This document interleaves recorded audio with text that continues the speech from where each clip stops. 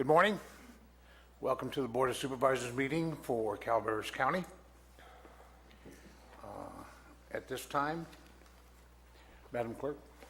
Item 1 is pursuant to Government Code Section 54957.6, Personnel Matter, Conference with Labor Negotiator Judy Hawkins, Director of Human Resources and Risk Management, regarding Deputy Sheriff's Association, Sheriff's Management Unit, Service Employees International Union, and Calaveras County Public Safety Employees Association negotiations.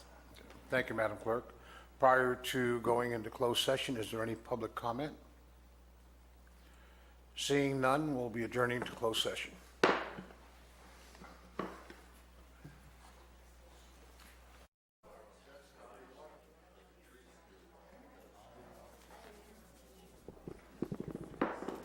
Good morning, ladies and gentlemen. Welcome to the Board of Supervisors meeting for Calaveras County.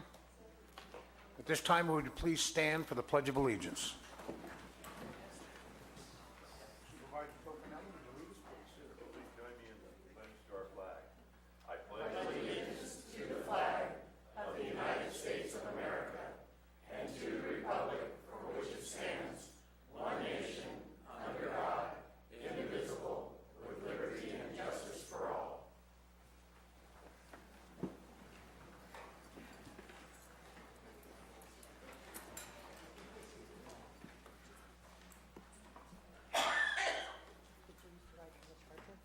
Madam Clerk. Report of closed session. Item 1, pursuant to Government Code Section 54957.6, Personnel Matter, Conference with Labor Negotiator Judy Hawkins, Director of Human Resources and Risk Management, regarding Deputy Sheriff's Association, Sheriff's Management Unit, Service Employees International Union, and Calaveras County Public Safety Employees Association negotiations. No action was taken.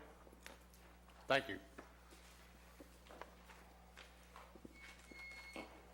Madam Clerk.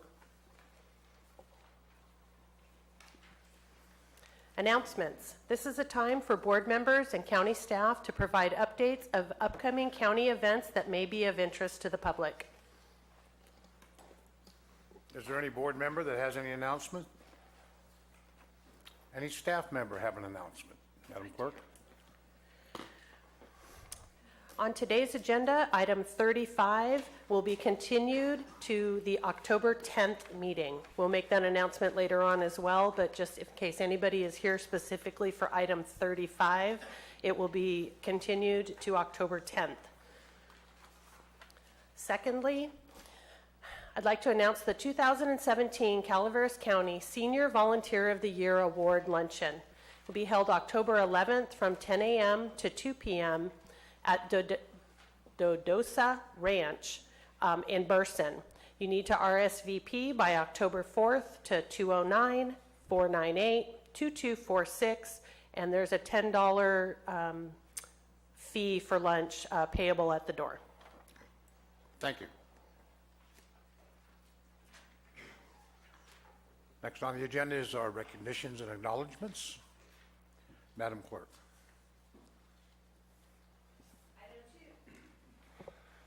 Item 2 is from the Board of Supervisors to adopt a proclamation honoring Carolina Youngman as Calaveras County centenarian. Okay. Supervisor Clapp. Yeah, I get the pleasure of reading this, and I'd like to let everyone know that her birthday's April 10th, the same as my own. So I'm just not that old yet. I'm working on it. Because this is a proclamation honoring Caroline Jugman as Calaveras County centenarian. Whereas the Commission on Aging has requested the Board of Supervisors to recognize the citizens of Calaveras County who have reached a milestone of their 100th birthday. And whereas Caroline Jugman was born in North Dakota on April 10th, 1917. She was one of 7 children born to a railroad worker and housewife. She married in 1939 in South Dakota and had 3 children. And whereas Caroline moved to Calaveras County after her husband passed away and called Mountain Ranch her home. And whereas Caroline used to sew, knit, to make clothes for her family, and whereas Caroline's Secret to longevity has been to mind your own business, and and she celebrated her 100th birthday in Calaveras County on April 10th, 2017. So we have a motion. I would entertain a motion to acknowledge and vote on the proclamation. So moved. Second? Second. Moved by Supervisor Clapp, seconded by Supervisor Garamendi. Prior to the vote, we'll have public comment. Carolina is here in the back of the room. She's here in the back of the room. Normally, we see if they want to say something, so. Anyway, kudos, this is great. Apparently, I don't mind my own business, so I'm gonna die. I'm gonna die young. I was always planning to live to be 100, so I better hurry up and get things done, but apparently that's not gonna. Thank you. Further public comment?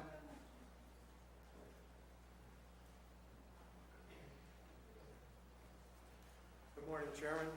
George Fry and my wife Yolanda. Yolanda had the privilege of taking care of Carolina for several months.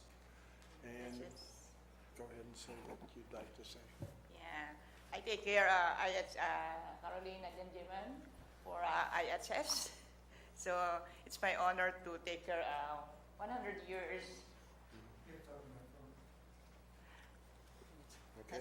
Thank you. All right. Thank you very much, Board. Thank you, Mr. and Mrs. Fry. Further public comment?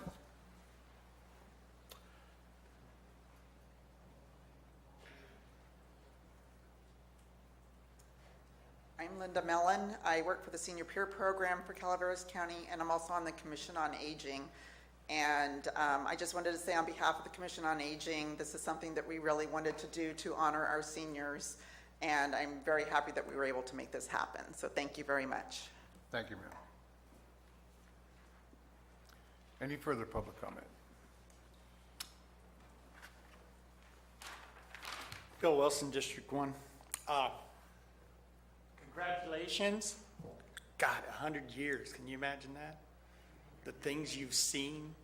There weren't planes. She was living in South Dakota? God, that's terrible. I'm glad she moved to Mountain Ranch. It must have been a lot warmer in the winter anyway. At least you got a little fire. My mother is 93. She says she has 7 more years to get there. I just hope she's able to do that. Congratulations. Thank you, Mr. Wilson. Further public comment? Seeing none, we'll bring it back to the board for a vote. All in favor indicate by saying aye. Aye. Opposed indicate by saying no. Motion carries 5-0 unanimous. Mr. Clapp, you can make a presentation down. Okay, let me finish it. Therefore, be it proclaimed that the Calaveras County Board of Supervisors would like to recognize Caroline Jugman as centenarian and congratulate her on a lifetime of contribution to her community as well as to her family, friends, and neighbors.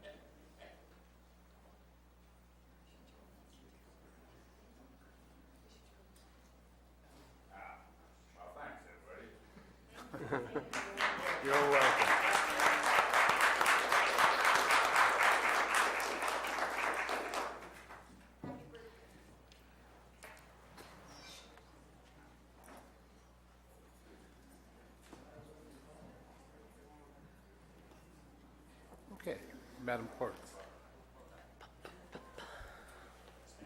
Item 3 is from the Board of Supervisors to adopt a proclamation honoring King McPherson as a Calaveras County centenarian. Supervisor Clapp.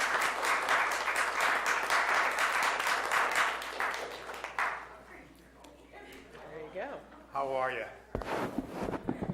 I wish I could move that fast.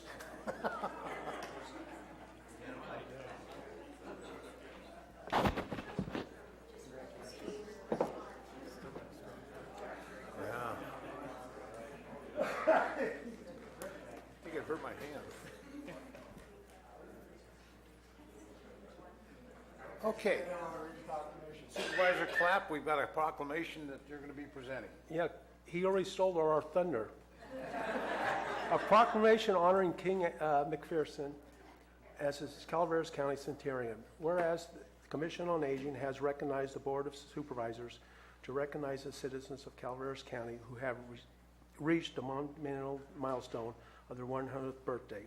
And whereas King McPherson was born in Los Angeles, California on March 17, 1917.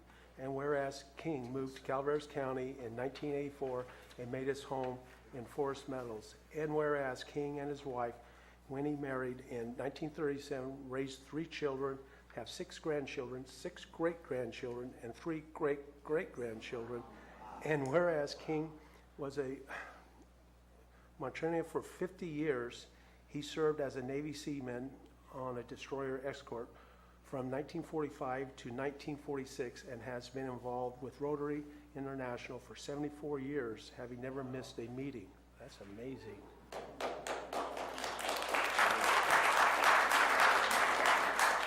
Whereas King was selected to be the Grand Marshal for the Murphy's Irish Day Parade in his actual birthday and celebration with his family and friends. I'd like to move this. I have a motion by Supervisor Clapp, Second. second by Supervisor Mills. Prior to taking the vote, we'll have public comment. Any public comment? Ms. Crane? You bet. Marty Crane. So I always believe that you can't learn anything, you can't impact anything unless you show up. 75 years, never missed a meeting. Applause. And then I was just going to share that I bet you didn't mind your own business all the time, so maybe I'll make it to 100 years after all.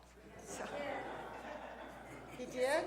Well, not when it counted, when something needed to be done. So, thank you. Yes, thank you for stepping up, and thank you for leading by example and using that hand railing out there.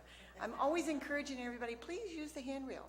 Just hold your hand over it if you need to, you know, just in case it's there when you need it. And thank you, because it was frightening to see people falling out there. Thank you. I'm Kathy Giove, and I'm King's daughter, and I know him probably more well than anybody. And he does mind his own business. He likes to watch. He likes to watch neighbors and see what they're doing, but he minds his own business. So, just wanted to clarify it. It is a secret.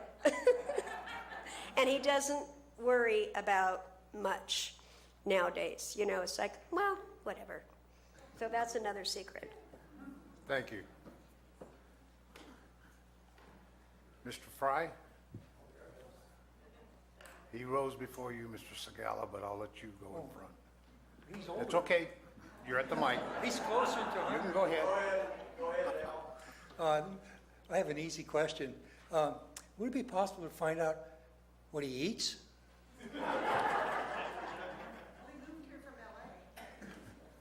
Mr. Fry? I wonder myself. There you go. Thank you, Chairman.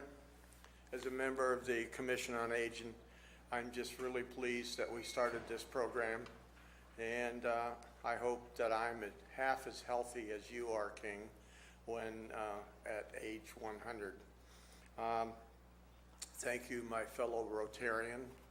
We have another fellow Rotarian, Supervisor Toffanelli is a Rotarian. What a wonderful organization we belong to. Thank you. Further public comment? I have a short one. I'm very proud. I'm sorry, go ahead. I have one more thing, because the question was asked. A dish of ice cream every night?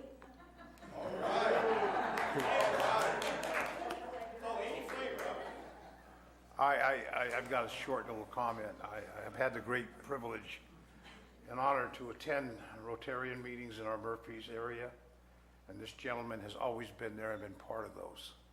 And I'm glad to see that we have representation from District 3 in the Murphy's area. Thank you for your service, sir. I'd like to add. Likewise, King, I've also been to your Rotarian functions in Murphy's, and you do not sit in the back of the room. You're not a wallflower by any means. So thank you for what you're doing for the community. Okay, further public announcement? Seeing none, we'll bring it back to the board for a vote. All in favor indicate by saying aye. Aye. Opposed indicate by saying no. Motion passes 5-0 unanimous.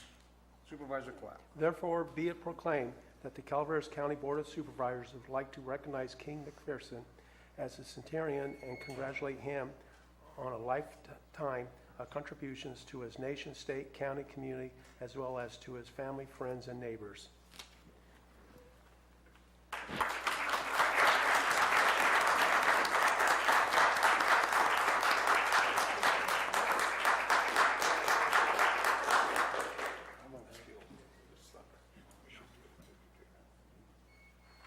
Hold up your resolution. Hold it up so we can see it.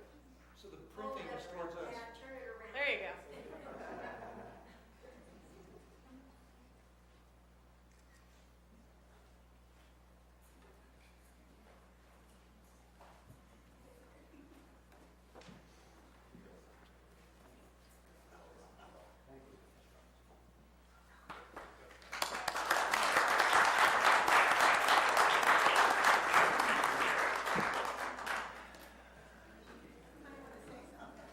Madam Clerk.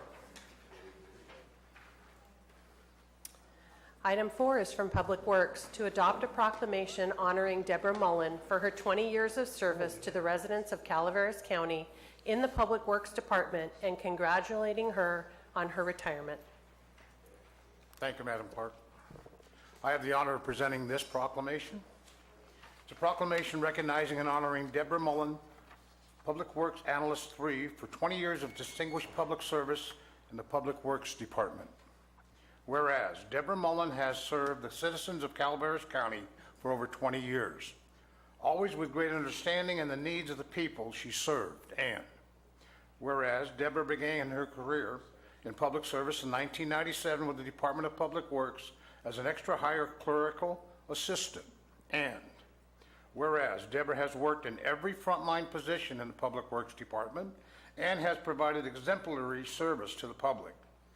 These positions include Clerical Assistant 2, Account Clerk 1-2, Clerical Assistant 3, Engineering Aide 1, Engineer 1, Public Works Analyst 1, Public Works Analyst 2, Public Works Analyst 3, and Transit Manager. And whereas, having great personality, patience, and empathy, Deborah was our ambassador to the community, playing a significant role for the department in caring for community service areas, transit-dependent populations, as well as working on projects that improve the quality of life for all residents in the county. Projects are too numerous to list, but some that Deborah was most proud of include the Arnold Rim Bike Trail and providing shelters for residents waiting at bus stops. And whereas, Deborah's ability to evaluate and analyze complex projects made her the perfect person to implement the Road Impact Mitigation Fee Program, numerous benefit basins, and to develop the only permanent road division in the county. And whereas, Deborah fearlessly undertook a great challenge and accepted the responsibility of transit manager position. The responsibility included great accomplishments such as providing a service to the many public transit riders, but it came with very difficult challenges as building ridership and financial implications. And whereas in September of 2015, when the county faced the greatest disaster in its history, the affected residents had a great need for assistance, support, and information. Deborah represented Public Works at the Calaveras Local Assistance Center, working long hours and weekends, providing comfort to those in need, though most never realized that she too was a victim of the Butte fire. And whereas Deborah will be sorely missed by staff and those she worked with, who found her in a devoted friend, a co-worker. We have all been touched by her energy, kindness, patience, and grace.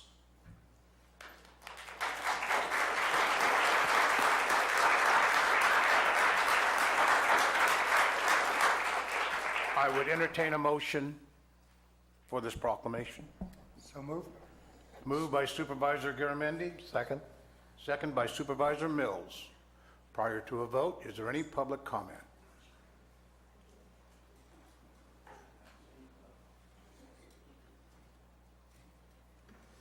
Good morning, Kathy Topol, Common Ms. Ground Topol. Senior Services.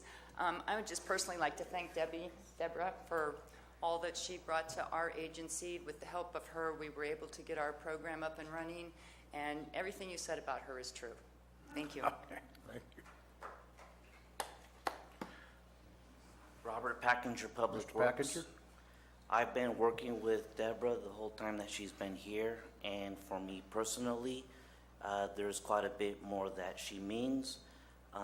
You've read there a tremendous amount of work that she's done, but for me, she's more like family. She held many of the babies that I had. She's participated in quite a number of other things that are way beyond the work that you have read there. So she's family to me, and I thank her very much for that. Thank you. Thank you, Mr. Packinger.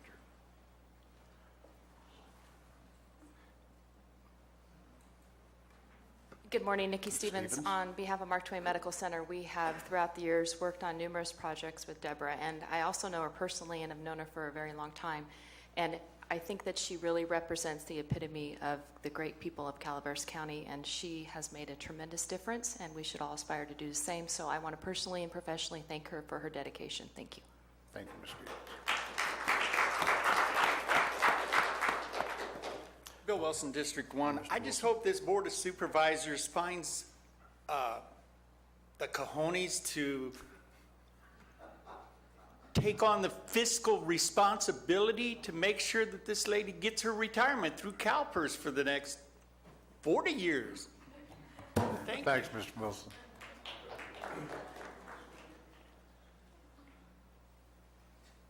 Kelly Zonizer, Public Works. I just wanted to say thank you to Deborah for being a great role model in our department and always supporting our staff.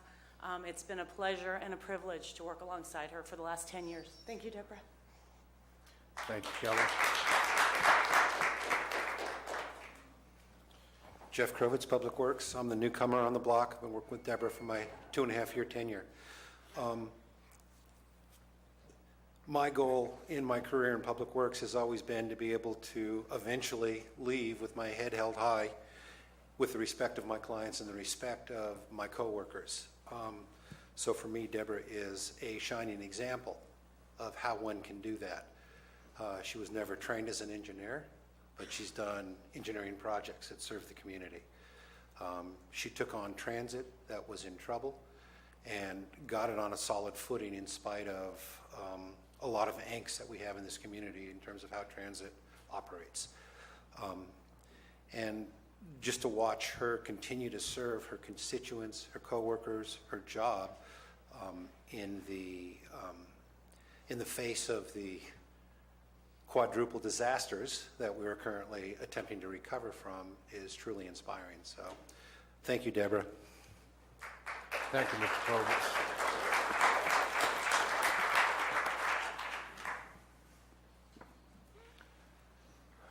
I think everybody in this room knows how amazing Deborah is. I just want to thank Deborah for everything that you have done for this county and for public transit She's an amazing lady. Thank you. Thank you, Mr. Fry.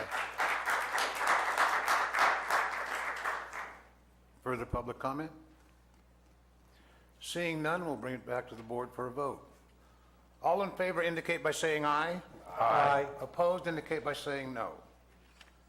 Hearing none, motion carries 5-0 unanimous. Thank you.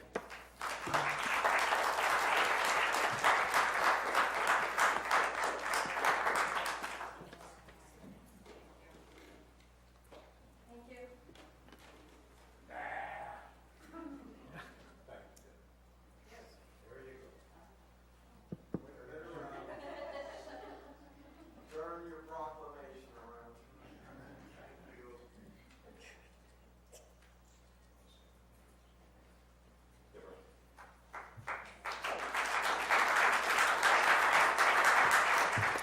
Thank you so much, everybody. And thank you for approving this, and I want you to know I didn't write it. It's been a long time, and the people that were recognized before me give me some hope that there's a good long retirement ahead. I'm very excited to be looking at that, but it's with a little bit of trepidation too. It's hard to walk away. Got a lot of balls in the air, juggling, and but it's all been good. And my coworkers, like Robert said, more like family. And I was thinking about that because I definitely have spent more time with Robert than I have with my brother. So very close, and I hope at this point I will stay in touch with all of them and all of you, and I wish everybody in the county the best. Thank you. Thank you, Deborah.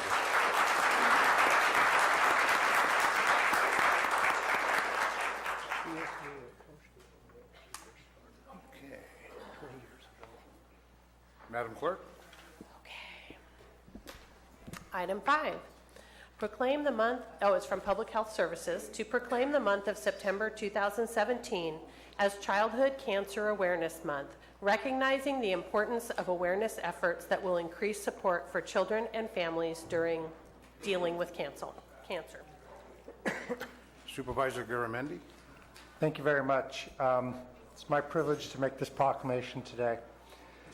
To proclaim, whereas the American Cancer Fund for Children and Kids Cancer Connection report cancer as the leading cause of death by disease among U.S. children between infancy and age 15. 1 in 5 of our nation's children with cancer loses his or her battle. And whereas the causes of pediatric cancer are still largely unknown, and new discoveries are resulting in new treatments, many infants, children, and teens, this disease continues to affect families and communities in ways that may never fully heal. And whereas the objective of Childhood Cancer Awareness Month is to increase awareness of the types of cancers that largely affect children and their families, and to generate support for these individuals through research and family support. And whereas many organizations, including the American Cancer Fund for Children and Kids Cancer Connection, are dedicated to helping these children and their families by providing a variety of patient psychosocial services to children undergoing cancer treatment at Lucille Packard Children's Hospital at Stanford in Palo Alto, UCSF Benioff Children's Hospital, Kaiser Permanente Medical Center, as well as participating hospitals throughout the country, thereby enhancing the quality of life for these children and their families. And whereas the American Cancer Fund for Children and Kids Cancer Connection also sponsors Courageous Kids Recognition Awards, family sailing programs, pet-assisted therapy, handmade get-well cards, and hospital celebrations in honor of a child's determination and bravery to fight the battle against childhood cancer. I would like to make a motion to accept this proclamation. Moved by Supervisor Garamendi to accept the proclamation. I will second. Second by Supervisor Tofinelli. We'll have public comment prior to the vote.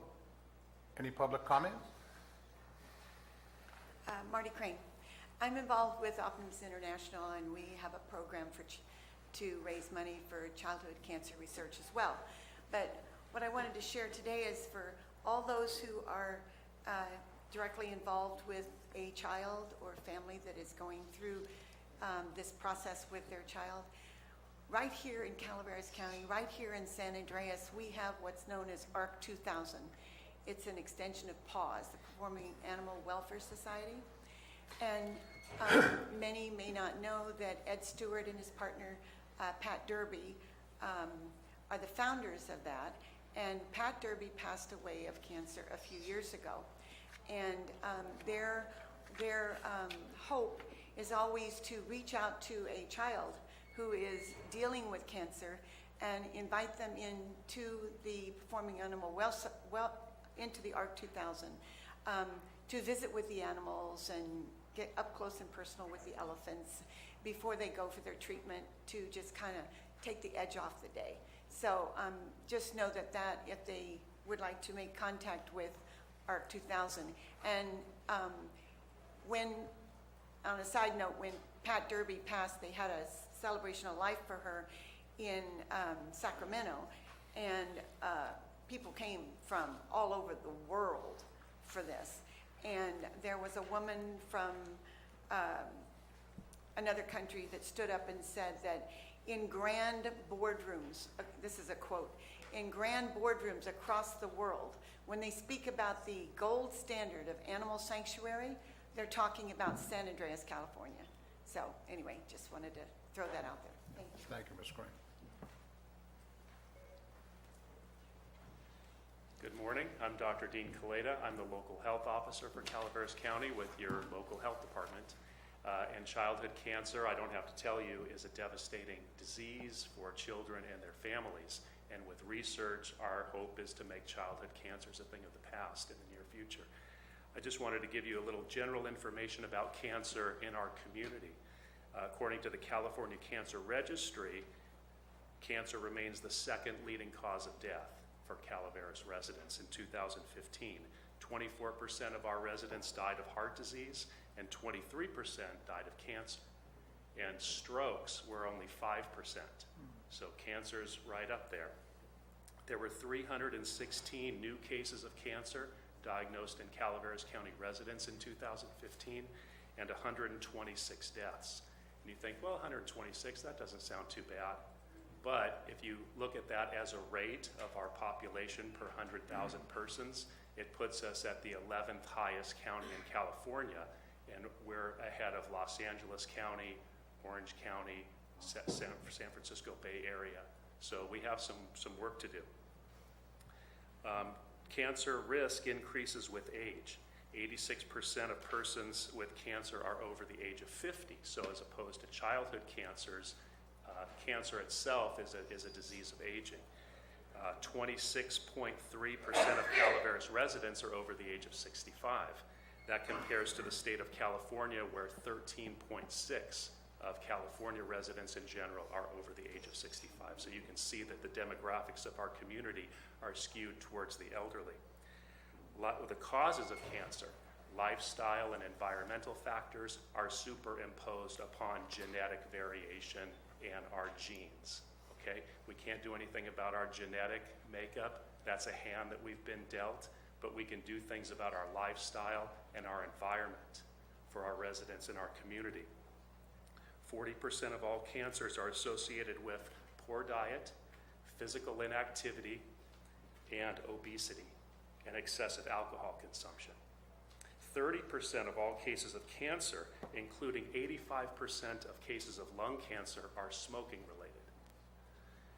So lifestyle changes can prevent cancer.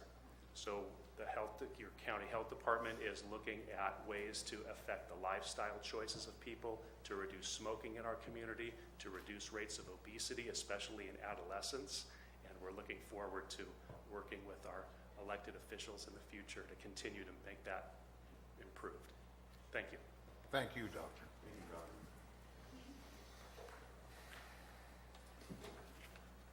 Bill Wilson again. I think you know I'm in District 1.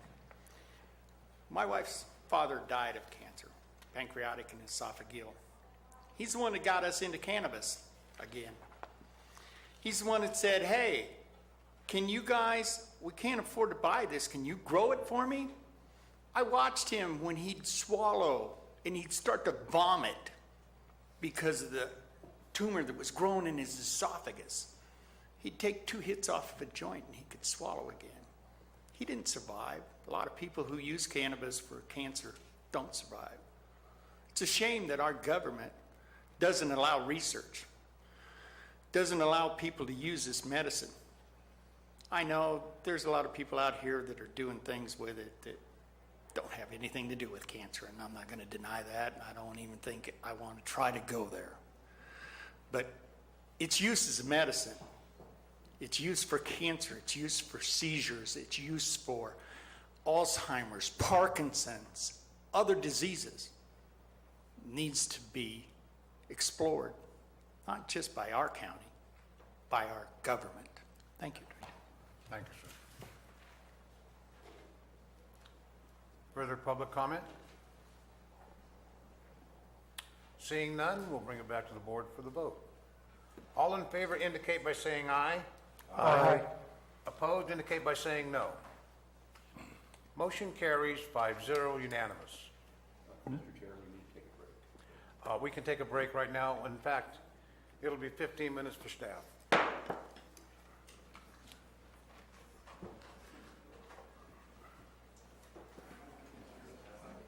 We'll be back in session. Ladies and gentlemen, is there any further public comment on the last proclamation before we take a vote? You did take a vote. We voted? Okay. See, it's tough getting this old. All right, so moving right along to excuse public me. comment. Oh, sorry. Not Now. really. Now, therefore be it proclaimed by the Calaveras County Board of Supervisors that the month of September 2017 is Childhood Cancer Awareness Month, and hereby calls upon all citizens, parents, governmental agencies, public and private institutions, businesses, hospitals, schools, and colleges in Calaveras County to support efforts that will increase awareness of and support for children and families dealing with cancer. Through these efforts together, we can provide hope and support for those in our community who are facing challenges of childhood cancer. Thank you very much. And I will present this to Dr. Cletus, still here. Ms. Brinks will support it to Public Health. Thank you.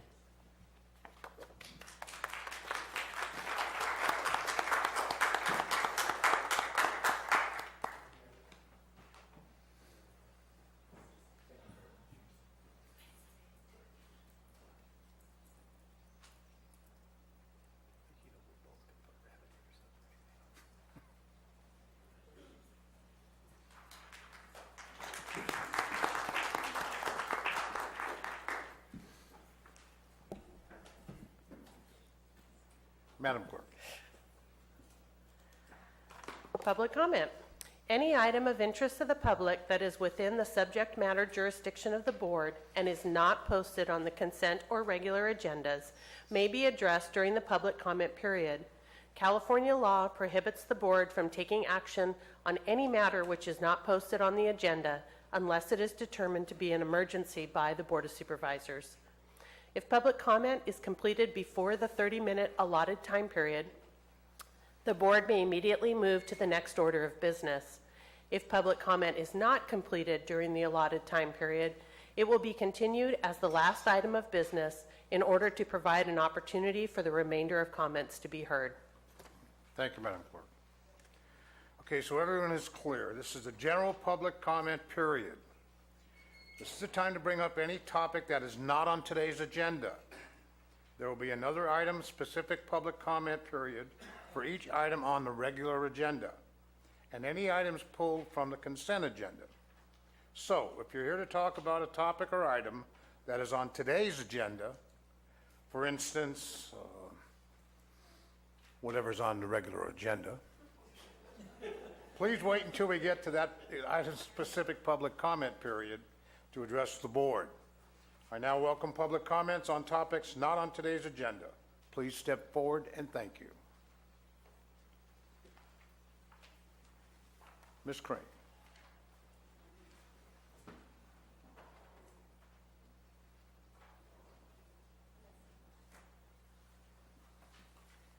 Good morning, Marty Crane. I have the pleasure and the honor of being the director of the Volunteer Center at Calaveras County.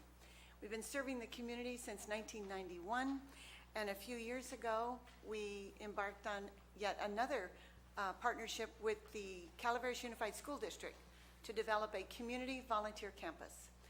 And in a snapshot, I will just say that it began with local contractor Glenn Dragmanovich at Black Gold Paving and Sealing giving as a gift to the community a culvert and a paved driveway. That's huge.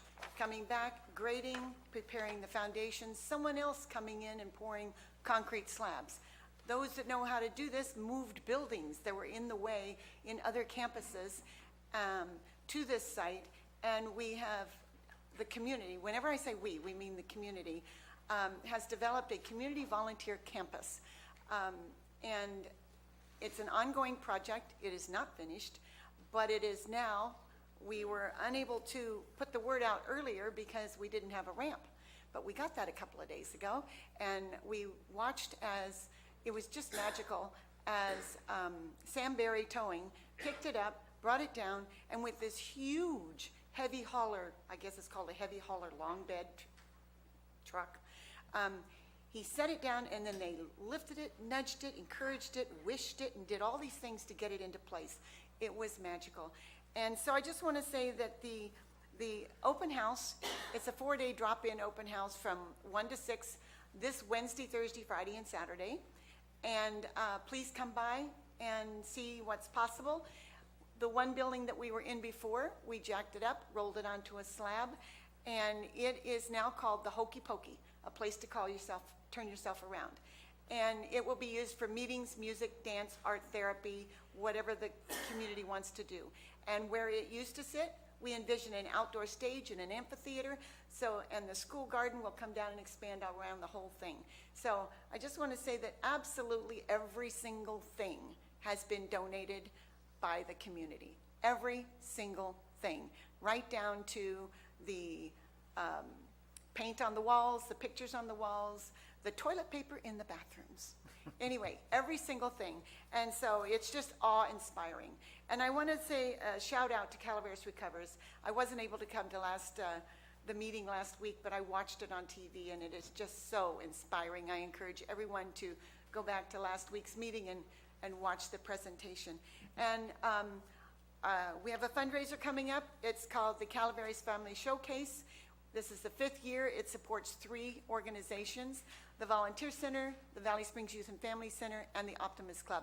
And it's just calling all singers, dancers, hams, and show-offs. Thank you, Ms. That's Boyd. pretty loud. Anyway, so thank you very much, and we look forward to seeing you there. Thank you.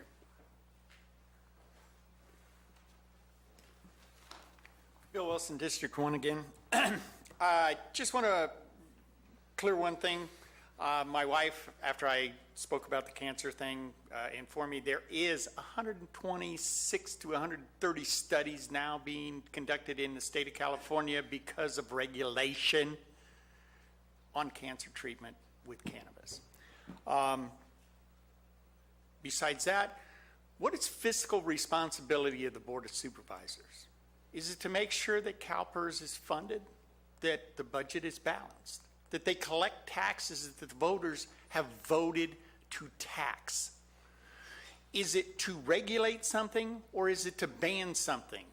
Is it to complain about illegal, non-compliant growers when we throw out as many people as we can for not getting a piece of paperwork in, not having a correct photograph, putting a plot across their property line, not the neighbor's property line? What are the reasons? How many criminals have we kept out of regulation by denying some 220 people for little piddly nonsense of not getting something done?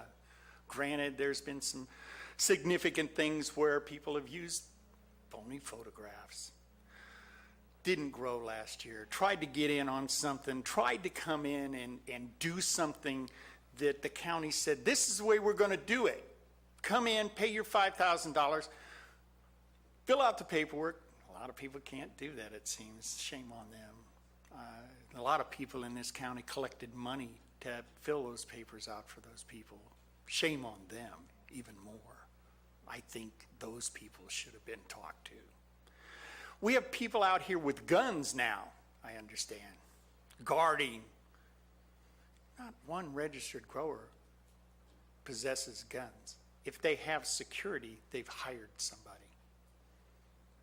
Only the non-compliant, the unregistered, the people that the sheriff's going out and doing code enforcement eradications, people that are coming over to these hearings that are held over here, that are self-eradicating. Those are the polluters. Those are the people that didn't join the program. Those are the people that didn't bother to pay any attention to the laws that Calaveras County tried to enforce, tried to set up. Did we run the program correctly? There's a whole lot of things we could have done better. Thank you. Thank you.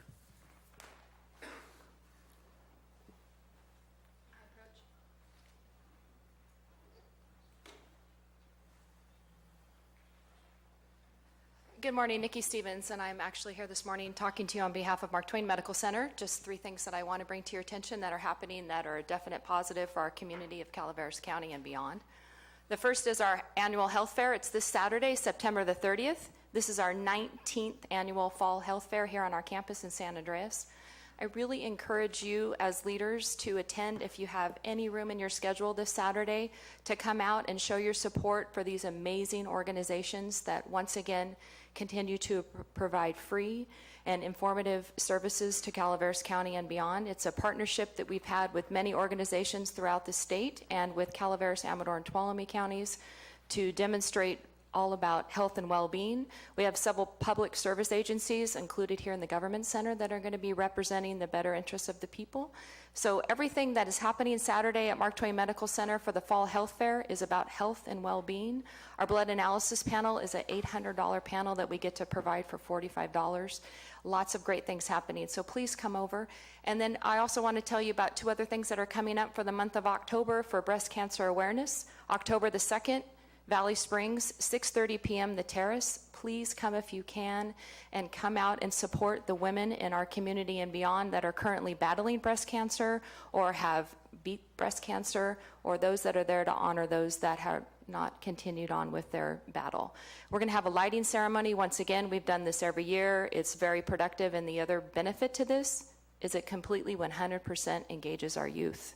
Our youth sports teams come out, and it's just a powerful thing to see with the youth and their families. So please join us at the Terrace October 2nd at 6:30. And then something new, my last announcement for all of you this morning from Mark Twain Medical Center, once again about Breast Cancer Awareness Month for October. For the first time, we are proud to say that, we continue our partnership with the Healthcare District, but this is the first time that we've offered mammograms in the evening time. This is for those women that have challenges maybe with transportation or daycare, or quite frankly, they're just a little nervous about getting that done. So we've created a sisterhood, if you will. Ladies, I'm looking to you at the left of me because you're a part of our community and you know lots of women, as do all of you men. Come on out October the 10th or October the 26th, 5 to 7. We're having Mammoglam. We're going to have a great time. We're going to get our pink on, and we're going to just celebrate sisterhood, quite frankly. So please, board, support what we're doing. I know that you do, but I just want to say that publicly to all of you. I want to thank you on behalf of Mark Twain Medical Center. Thank you. Thank you, Ms. Stevens.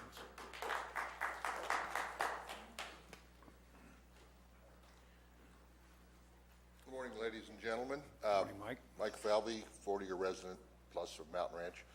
A young lady just said to me that everything's been said about regulation that needs to be said. Now it's just up to the vote. But I have a little story I'd like to share with you. Not tooting my own horn, but I think my situation is pretty much a microcosm of a lot of law-abiding citizens in this county. You might recall back in May there was an arrest, a bust. I don't know if you recall, but it was right next to my property in Mountain Ranch, middle of May. Well, lo and behold, a week ago tomorrow, there was another bust right next door to me, same property. I was out in front of my house working, and my dog started going off at the back of the house. I walked around the back, and the first thing I saw was guys going up the hillside in camo with rifles.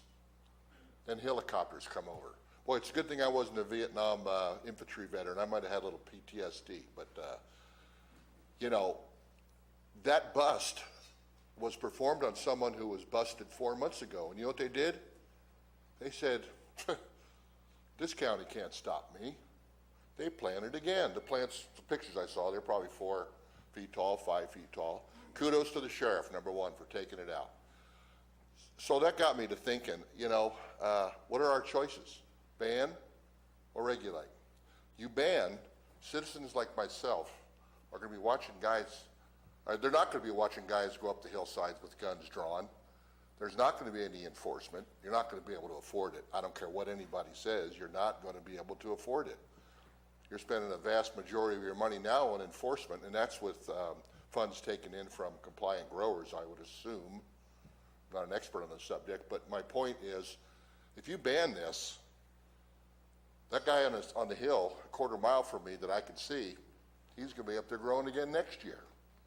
There's no doubt in my military mind, as the old saying goes. You need to get out and talk to the people that are dealing with this, not the people behind the gated communities, not the people of the privileged subdivisions of the high dollar homes. Get out into the brush and talk to people that deal with this on a daily basis. You might see things a little different. And don't feel beholden to your constituency necessarily. Do what's right for the county. I don't want to see guys going up the hillsides with guns drawn. But I do want to see this industry become regulated and handled and the bad guys eliminated. So please, if you have any questions, reach out. I'm the only Falvey in the phone book. Ask me about my experience last week. Thank you, sir.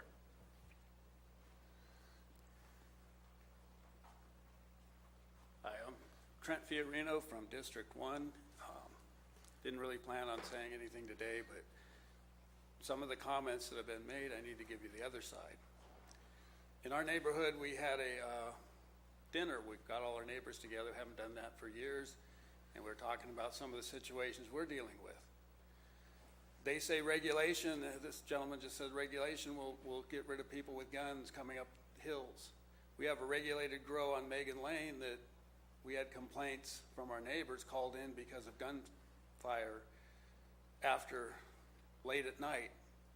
From what I understand, when they went in, they found weapons that were illegal.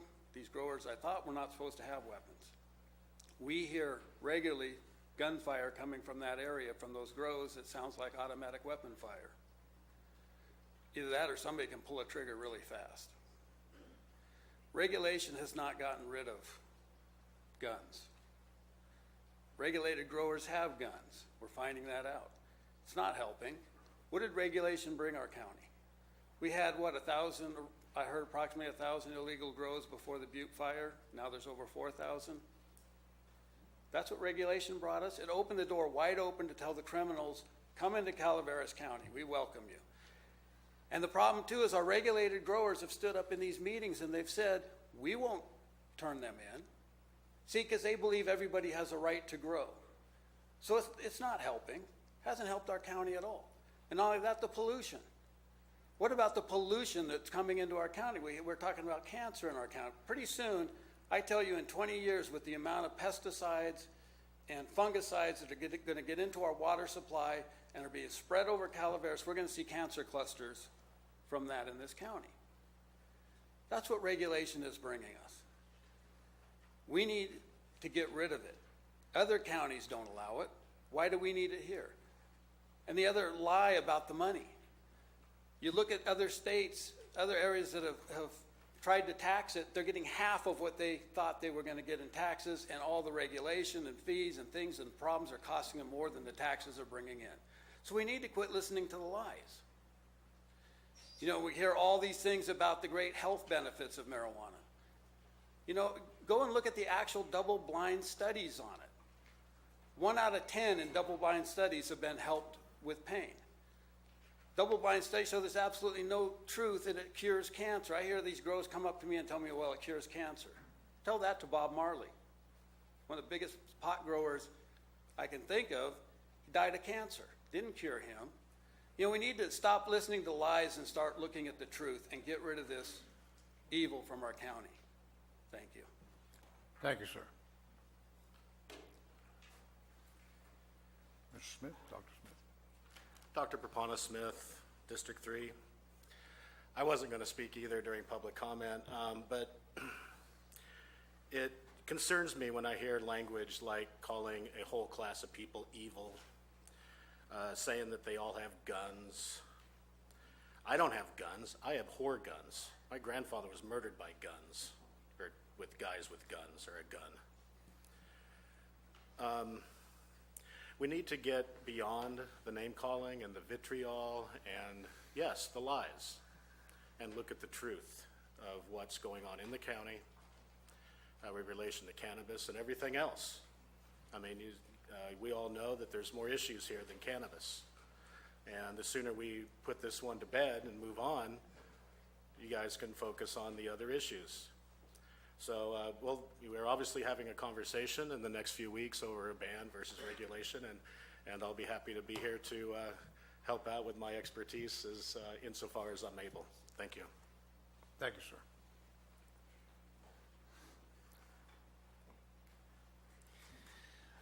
Kevin Franken. I am a resident of Rancho Calaveras, District 5. I'm also a member of the California Healthy Workplace Advocates Group. It's a group that is opposed to workplace bullying. And I'm here to request the board to adopt a proclamation recognizing October 15th to the 21st as Freedom from Workplace Bullies Week. And may I approach the clerk with some information? By all means.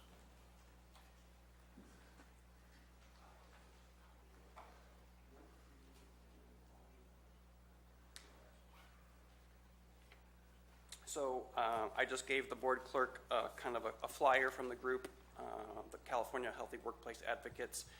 Bullying is a systematic campaign of interpersonal destruction that jeopardizes employee health, shatters careers, and strains families. Bullying is non-physical, non-lethal workplace violence. It is abusive, causing psychological injuries and stress-related diseases. It is costly to businesses. Bullies are too expensive to keep. The destructive power of workplace bullying comes from secrecy. The Workplace Bullying Institute celebrates its 7th annual Freedom from Workplace Bullies Week, October 15th to the 21st of this year. The week is a chance to break through the silence and secrecy. It's a week to be daring and bold, to take courageous action and to do the right thing. Everyone deserves a safe, healthy, and dignified workplace.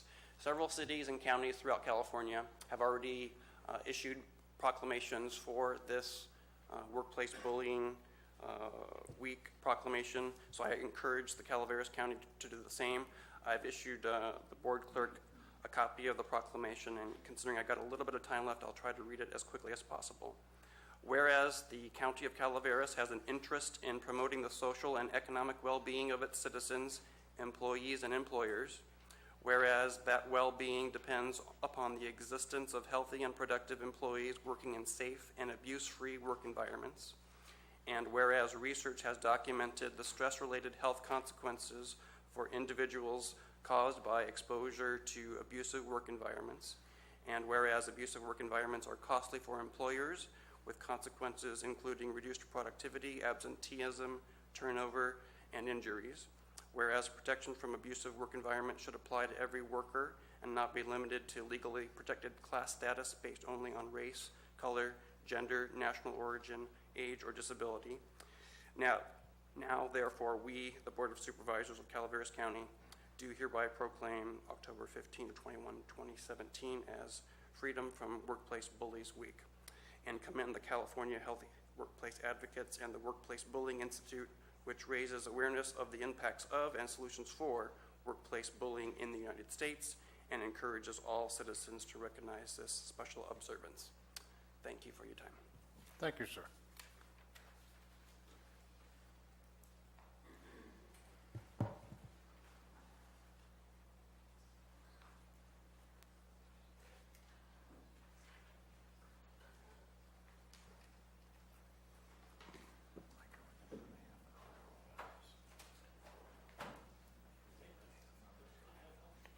Good morning, Board. Bill McManus from the Band Committee. Coming around to you now are some booklets that we prepared for board members. We did the same for the planning commissioners.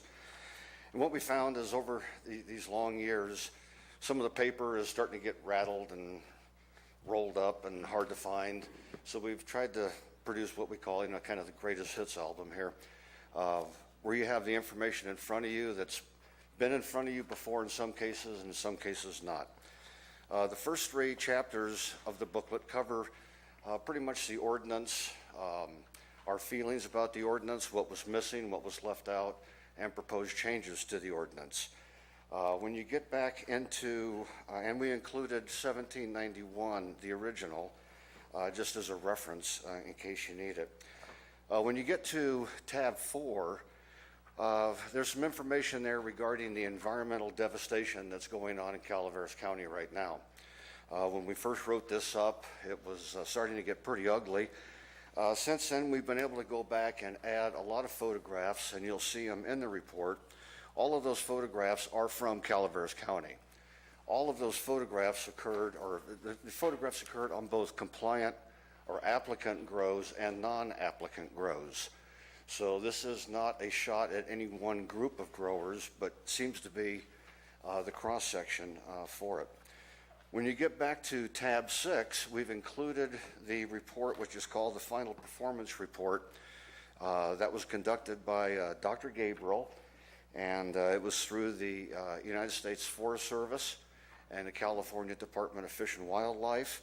It is considered to be one of the most comprehensive reports on the dangers of marijuana on the environment in communities. So as you go through there, you will be able to see what they have found out about this problem. And we bring it up because it seems to be coming to a head now, or at least it's increasing. This is not about the boogeyman coming to Calaveras County. The boogeyman is already here. We have already seen massive amounts of environmental devastation that have been recorded on, like I say, applicant grows and non-applicant grows. To that end, the committee and many citizens are asking this board to consider declaring a state of emergency in Calaveras County for 2 reasons. First of all, we don't seem to be able to get enforcement out there enough.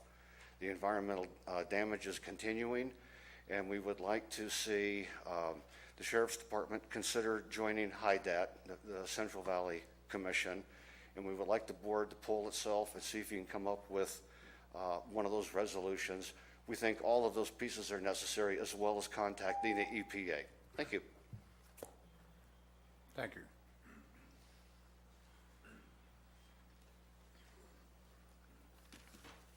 Good morning, Bonnie Newman from Double Springs. You know me, I got plenty of complaints, a lot of criticism, and plenty of problems to share, but today I'm going to offer you something that ain't going to cost you a penny, okay? I've been walking around and driving around Calaveras for about 2 weeks.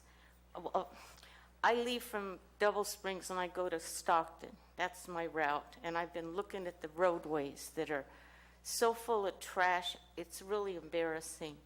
Now, Caltrans went down my route about a month ago, and they collected about 40 bags of trash between Double Springs and Valley Springs. That's only 3 miles. Within a week, it's all trashed up again. I went to a meeting with Clyde and Gary over there in Jenny Lynn Fire Department, if that's what that was, when you had your open house over there. And the road out there is just as bad, especially between that olive orchard to where the fire district is. I mean, it's just trashed. So I felt real bad on Labor Day, so I got up real early and I went out with a couple of bags on the highway and I collected 4 bags of trash. And I've been out there every Sunday since, collecting bags of trash in the same area. And I just want to tell you, it's been satisfying, but it's been depressing. I hope to God it ain't us people living here that's trashing up our highways. I hope it's tourists that don't give a damn and they just come and trash our place. But it's really disheartening. And I go from my county over to Amador. They don't have the trash on the sidelines like we do. So I'm thinking of how to do honor to God and nature I don't go to church on Sunday, so I'm spending an hour or two picking up trash. And I'm going to challenge everyone that doesn't go to church, or even that does go to church, to go out and clean up our community. I mean, we look like we don't give a poop about anything. And I just like to say, what I have found on the highway is really discouraging. I find a lot of dead animals. That's to be imagined, but not, snakes and stuff. A lot of cigarettes and cigarette packages. No paper, no plastic bags, they disintegrate. What's really got me upset is the number of plastic bottles, water bottles, and sport drinks that are full of urine, that are capped off and thrown on the side of the road for someone to come by and pick up. That means somebody's sitting in their car peeing, putting a lid on it, and leaving it for people to pick up. Thank you. Please help clean up our environment. Thank you. Ladies and gentlemen, this will be the last public speaker for this session. We will continue the public comments at the end of our regular agenda. Good morning. Joan Wilson, District 1. I would like to thank our roads department. They've been doing a good job. I am very pleased with what they've been doing, at least along the roads that I drive. Also, thank you to Mr., excuse me if I get your name wrong, Flavli, for that account of what it is like to have the helicopters coming over and guns running up the side of a hill. They were obviously not compliant growers. They'd been there before, they'd been eradicated, and they were coming back. And I think the sheriff and whoever went after them full bore. That type of person needs to be gone. As far as guns go, I don't own any guns. Oh, I take that back. My son does own a couple of Nerf guns that his girlfriend's boys play with in my house. That's it. I have an attack dog. It's a cockapoo. He'll lick you to death. But I do hear a lot of gunshots around my neighborhood. It is from my neighbors. They go out and they shoot Easter eggs on Easter. One does have a shooting range, and from time to time he has people come up that are testing out their guns. It is retired law enforcement, lawyers, doctors, that type of person that is shooting guns around my house. I am reliant on them to be safe with their guns and not shoot me. But if that happens, I guess it happens. As far as turning people in, as far as a grower turning people in, I'm sorry, I don't know any illegal growers. I do not drive around looking for them. I don't have time to. I believe that is the sheriff's job, and I would like to leave that job to the sheriff because he is the one that has been trained to take care of that and do it properly. If I do come across one, please understand, I will turn them in because I want them gone. Okay? Pesticides, I am totally organic, right down to picking off worms off of my buds. Okay? There are no pesticides. Now, I won't say that somebody else doesn't use pesticides, but that is a good reason for testing, and that is one of the things that has been found. Those people aren't going to be able to sell their product, so they will be washed out of the market. And I have known some compliant growers that have gone and cleaned up other ones. Thank you, ma'am. Thank you.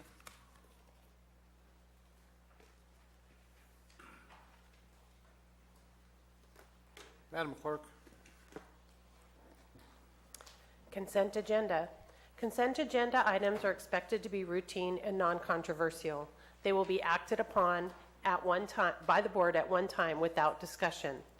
Any board member, staff member, or interested party may request removal of the item from the consent agenda for later discussion. Thank you. Ladies and gentlemen, please understand that any member of the public can pull this item, and we will be having that item heard separately. along with staff and along with our Board of Supervisors. Is there any member of the public that wishes an item pulled from the consent agenda? Number 22, please. Number 22 by Mr. Smith. Number 9 by Mr. Wilson. Was it 9 or 5?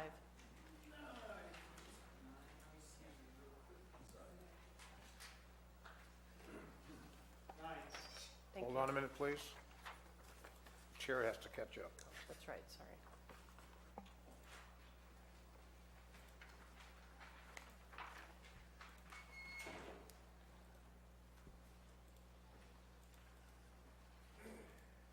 Yes, sir. Number 21, please. Number 21.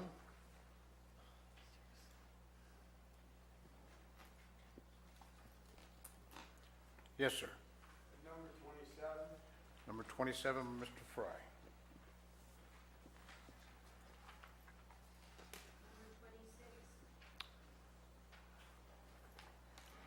Ms. Newman. Number 26.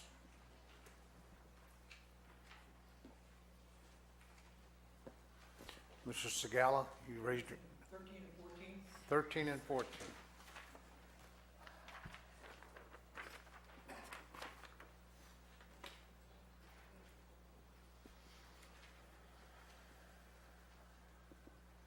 Any further from the pulling from the consent agenda by public?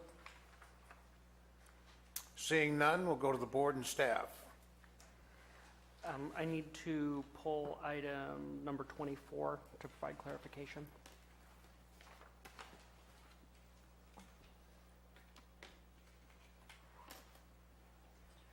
Any further items from the board or staff?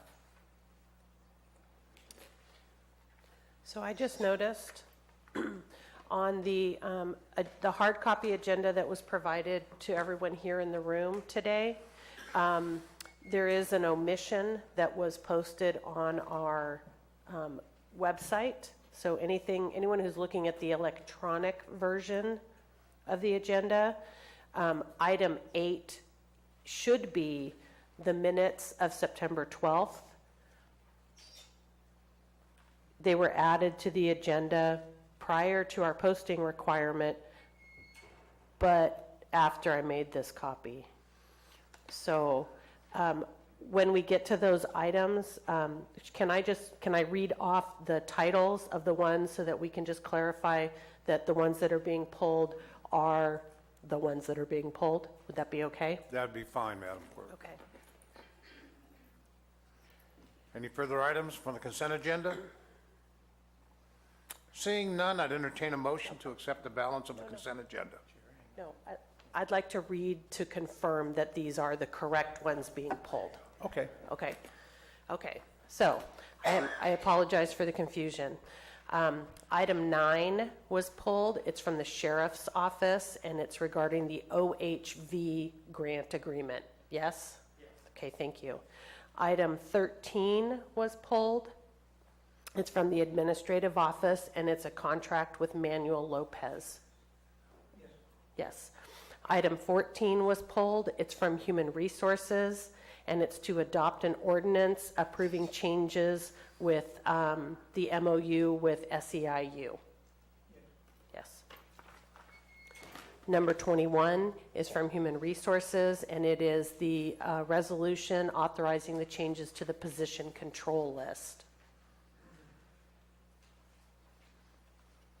Yes. Thank you. Item 22 is from the administrative office, and it is the resolution approving the adopted budget. No, I think my 22 is now 21. Yeah. So it's the position control list, not the adopted budget. Correct. Thank you. Number 24 was pulled. It's from the administrative office, and it's regarding the resolution authorizing the purchase of certain capital assets. That's correct. Thank you. Number 26 was pulled. It's from the administrative office regarding the resolution approving the adopted budget for IHSS Public Authority. Okay. And number 27 was pulled. It's from the administrative office, and it's to adopt a resolution approving the adopted budget for the Air Pollution Control District. Is that correct, Mr. Fry? Was that You yours? wanted that item pulled? Did anybody want to pull the one regarding the Air Pollution Control District? Okay. So to just confirm, we are pulling items 9, 13, 14, 21, 24, 26. That's what my records reflect. So I apologize for the confusion, and of course, it was on a day when we had so many items pulled. Thank you, Madam Clerk. Now, I would entertain a motion for the balance of the items on the consent agenda. I'll move the balance, Chair. Moved by Supervisor Mills. Seconded by Supervisor Clapp. Any further public comment? Seeing none, I'll bring it back to the board for a vote. All in favor indicate by saying aye. Aye. Opposed indicate by saying no. Hearing none, motion passes 5-0, unanimous. So item 9 is from the Sheriff's Office. To accept the 2017 State of California Department of Parks and Recreation Off-Highway Motor Vehicle Grant Agreement in the amount of $90,711. Authorize the sheriff to sign and submit the grant. Approve the adjustment of the final fiscal year 17-18 Sheriff Patrol Fund 101000320-4477.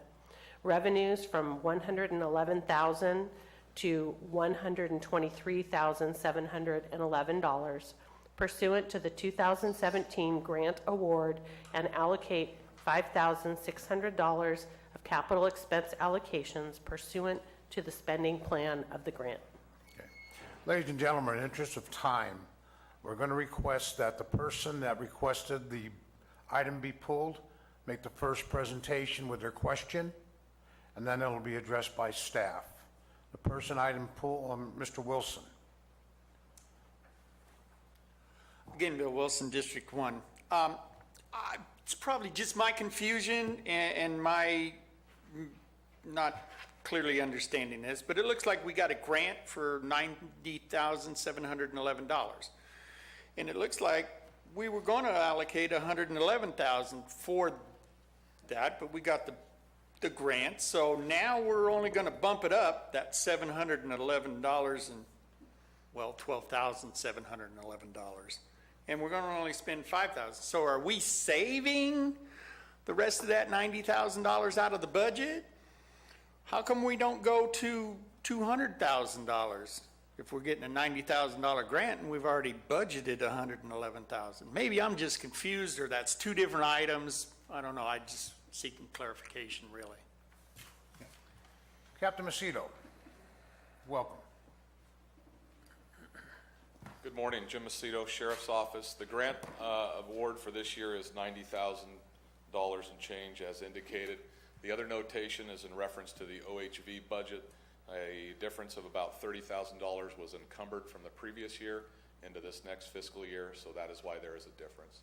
The $5,000, I believe it's $5,600 in capital equipment, is to attach some snow-type tracks to one of our vehicles to allow us to do some winter operations. All of this funding is covered by the state of California. It is a grant, and I think that concludes or addresses the concern or question. Any questions from the board? Questions of Captain Macedo? Supervisor Mills? I'm sorry. I'm sorry. Mr. Wilson, that answer your question? Sir, it sure does. Thank you.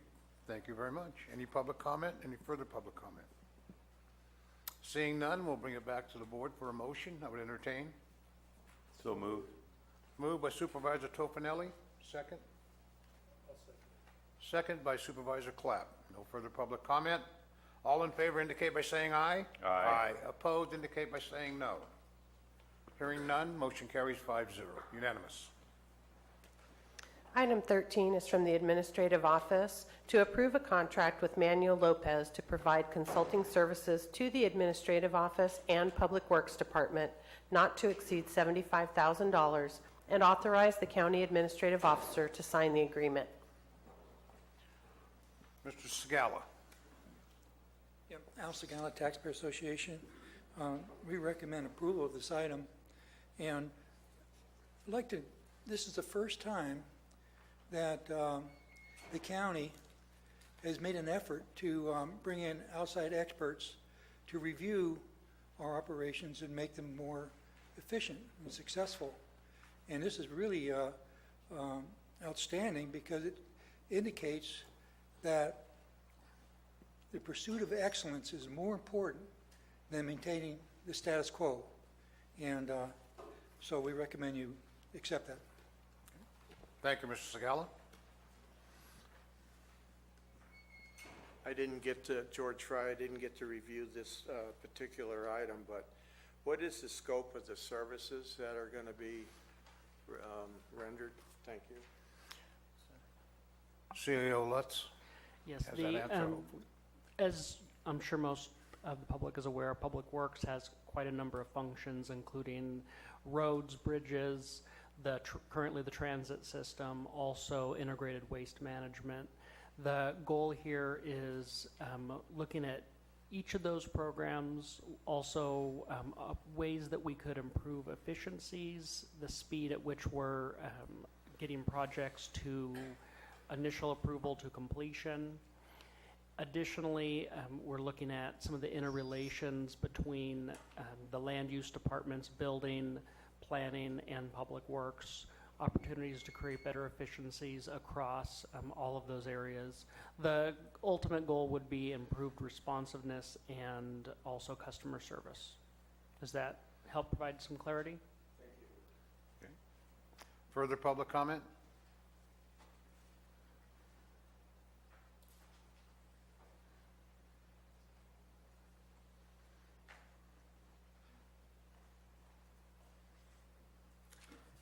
Bonnie Newman, I'm not going to say that this is a bad thing, but I just want you all to know I worked in a factory once and they hired an efficiency expert to come in and he screwed up the whole works. His idea coming from the outside created more dissension and confusion. So if we're hiring someone from the outside, how are we qualifying the work that he's going to be doing? Is it going to be better than it would have been if he hadn't have come in? Or how do we determine? Because I'm $75,000. You know what it would take to give home care workers a raise? That's just about it. So I'm always going to question where the money's coming from and how it might be used, if not here. I'll let you answer that, CEO Lutz. The funding is being picked up through Public Works. There's a variety of state, federal funds in there. There is some county match. As to the qualifications, as to the individual who is here today, if the board has additional questions, Mr. Lopez, prior to serving as the county administrative officer in San Joaquin County for over 10 years, also was formerly Public Works Director in San Joaquin County. I think one of the goals with tapping into his knowledge and experience is having operated a large public works department and then overseen it from the county administrative office provides him a unique skill set and a good background to look and provide recommendations for improvements. I wouldn't say that necessarily, but Thank you. Any further public comment? If my memory serves me correct, Mr. Lopez was also our county administrator. That is correct, sir. Interim.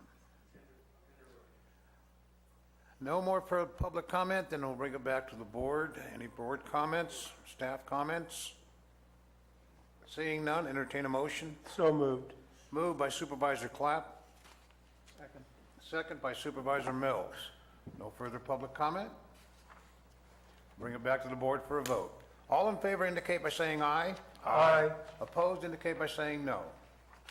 Hearing none, motion passes 5-0, unanimous.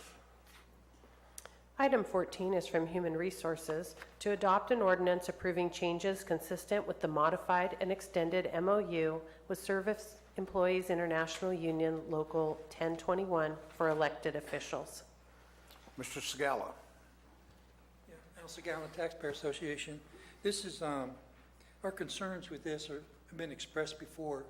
When the county's going to spend money or increase salaries, regardless of who it is, there should be sunshine. It should be out in the open. Okay, they were making 20,000, now they're going to make 30,000.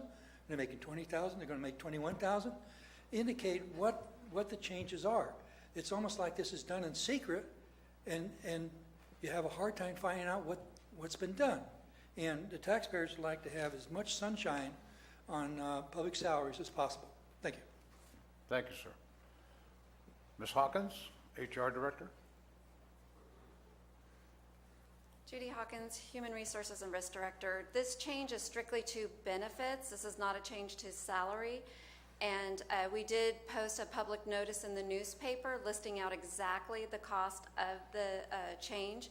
And like I said, it is only a change to the county healthcare contribution and not a change to salaries. Mr. Segala, does that answer your question? Thank you.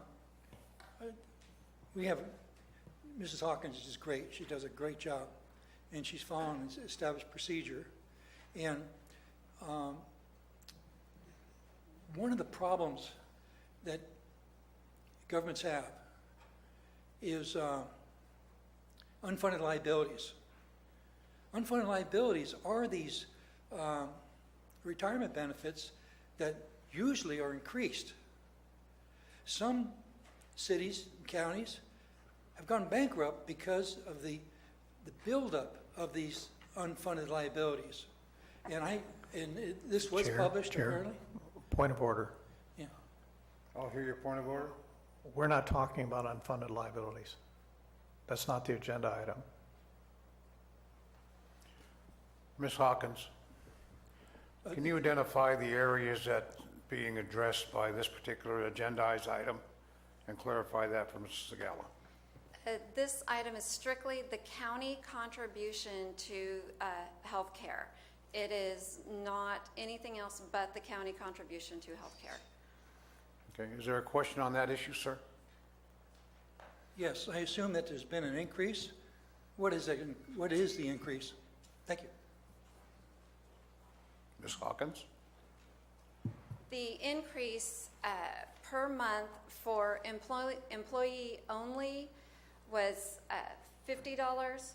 For employee plus one was $75, and family was, I believe, $100. And I think there was 2 cents in there for family and employee plus one. I apologize, my item went black. And so for some reason, I don't have the exact number in front of me. The staff report indicates that employee is an additional $45, employee plus one is an additional $75.02, and family is an additional $102. Yes, thank you. Mr. Segala, did that answer your question? Thank you, Ms. Hawkins. Any further public comment? Seeing none, I'll bring it back to the board for comments or a motion. Entertain a motion? I'll move this item, Mr. Chair. Moved by Supervisor Tofinelli. Second. Second by Supervisor Garamendi. No further public comment. Call for a vote. All in favor indicate by saying aye. Aye. Opposed indicate by saying no. Hearing none, motion passes 5-0, unanimous. Thank you for coming in, Mr. Lopez. Item Madam 21 is from Human Resources to adopt a resolution authorizing changes to the position control list for fiscal year 2017-18, adopted budget effective September 30th, 2017. This was brought by Mr. Ben. He also brought it up, I believe, so. Go first. Go ahead, sorry. Thank you, Ben. Dr. Smith, then. Okay, thank you. I just have a question about these, what do you call it? Position control list. And I'm looking at the columns. I just want to understand what they all mean. Taking the first, let's just take this position in facilities. The POS number 11-17, is that a unique identifier for one job? Is that what that is? Ms. Hawkins, can you address that? Yes, whenever to track the positions within our computer system, we do give them the first two numbers. So the 11 is the department, and then the last two numbers is the position within the department. Thank you. All right, and then I'd like to call everyone's attention to page 142 of the packet, the deletions. It looks like there's 25 positions that are being deleted, and I believe, and please correct me if I'm wrong, these are positions that were previously scheduled to be filled, but were not filled. Is that correct? Dr. Smith, I have a question. You referenced page 142? Well, I'm looking at the packet that was posted online, page 142. It's the third page of this item. 156. 156, thank you. Could you give us Sorry. a moment, please? Chair, would you like me to answer Dr. Smith's question as well? Okay. CO Lutz? The deletions, if you recall from the budget hearings, we've, in order to perform some position cleanup that's been needed for our overall system of tracking personnel positions, we've historically had something that's been referred to as the parking lot. The parking lot are positions that have been, they were previously funded at some point. Most of these positions off this parking lot were there from the reductions in 2009, 2010. In order for a department to actually refund that position, they would have to come back to the board, request that funding be allocated to that position. So essentially the process is similar to having to come and request a new position. In order to clean up that process, I requested with departments that we go through and actually delete out all of those vacant parking lot positions. It's easier for human resources on position control. Okay. So basically, what this action means is that if a department head wants to come back and ask for these positions, they have to come back and ask. They can't just fill them because they're on the list. That's correct, and Okay. which is what they had to do already. Right. But now, are these positions needed positions? Are they no longer needed? Is that why they're being deleted? Well, I guess it depends on if you ask the department or not. Well, in fact, I did. I asked 3 departments today, and they all told me that these positions are needed and that they're being cut because we can't afford them. Well, Is that and correct? to be clear, the positions have been unfunded for over 5, potentially up to 10 years. So, I mean, they're being deleted from the position control list, but they were not allocated in this year's budget, prior year's budget, or the last number of fiscal years' budgets. Okay. All right. Thank you so much. Thank you, Dr. Smith. Ladies and gentlemen, I'd like to solicit your cooperation once again. If you have multiple questions, if you could identify those questions at your first approach to the podium, that'll give our staff enough time to develop answers for you. Maybe move this process a little quicker. I'll do my best, sir. As we move forward, there's always other questions that pop up in your mind, but I'll try to keep it all in one. A majority of them have already been answered. I believe the reclassifications, there's one reclassification from a represented unit to administration or management. That's one that was priorly filled, and you're taking it out of the representative unit to the administrative unit. And that's one of the questions. I'll proceed. Second one is to follow up on what Mr. Propana said here on the deletions. A majority of these have not been filled for quite some time. You've had this discussion before, moving forward when, deciding what all these are. Not all these were unfunded, though. Some of these were, I believe, and correct me if I'm wrong when you answer, funding did go to some of these deletions prior, therefore the excess in funds that were in some of the certain departments that you went back after this year to help balance the budget. Some of these were unfunded. Mr. Mills brought them up earlier this year as these are unfilled positions that we retained a salary savings on. So I'm asking, is some of these were the salary savings in the deletions here that were brought up earlier this year in June? I'll answer the second question, then I'll ask Judy to answer the question on the represented to unrepresented. These positions have not been budgeted salary savings. In June, I did ask departments to come in and look at their historical vacancy rates of positions that are active and ask them to estimate basically if it's not filled as of July 1 and they estimate that it would be filled, say, September 1, there's salary savings there associated with those 2 months of vacancy. Those positions are a separate issue. These positions have been off the books. Essentially, you wouldn't even see them unless you pulled the position control list because they were not actively being filled by any of the departments. Okay. Okay. Ms. Hawkins? The position that was moved from a represented unit to a non-represented unit or a management unit, I did discuss when we had the budget hearings, but that was the position that went to the Veteran Services Officer. And when we pulled the information for that, this position does manage people, manages programs, in some cases volunteers. And so the work that this position does is a management level, and I did have a meet and confer with the union prior to reclassing this position.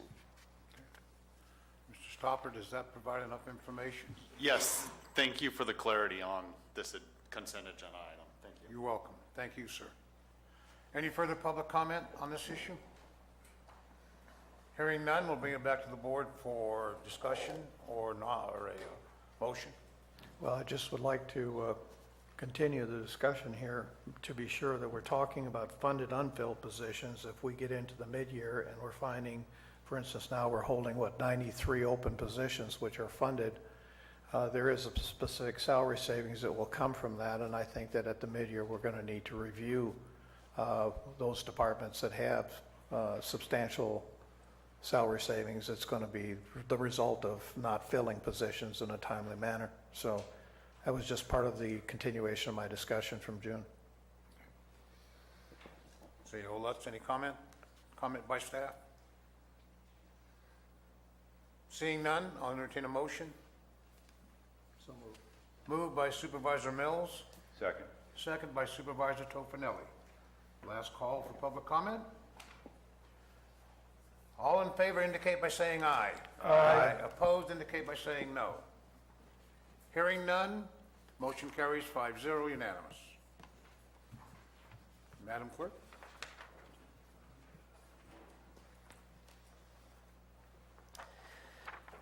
Item 24 is from the Administrative Office to adopt a resolution authorizing the purchase of certain capital assets as part of fiscal year 2017-18 adopted budget. CEO Lutz? Yes, and I will apologize. Apparently when this was printed up, the very top column on the second page dropped off. The dollar amount for total public health fixed asset purchases does not change. It was already in there. It just missed the top column when that got printed and loaded into the system. So if those of you were using your calculator and trying to balance and realize that there was a missing $35,000, that's where it is. So the board has highlighted what item it is for public reference. It is the very first item on the second page, a public health vehicle for $35,000. I'm not going to ask. What kind of vehicle can you get for $35,000? Thank you, CEO Lutz. Any further comments on this? I have a question, Mr. Chair. I apologize, Tim. I don't like to spring things on you, but I do have a question. We've got, public health has $1 million set aside for building purchase renovation. I know we are waiting on a space plan for the overall county. Can you tell me how this fits and source of funds? It does absolutely fit into our space plan. One of the things that we're looking at with the Health and Human Services Agency overall, and particularly some of the programs such as public health, behavioral health that are off-site, is trying to get a more centralized campus, with the preference being something here on site. We are factoring that into our space plan. Those, in this case, it's public health funding paid for through 1991 realignment health funds mostly, but also some of the miscellaneous grant programs that are assigned to that. In terms of the space plan, it would be incorporated into it. We had a meeting with a space plan consultant who I've tasked with going through and developing the space plan to bring back to the board. And part of that would be looking at the expansion of Health and Human Services campus presence on the main campus. So what are we going to use this $1 million for?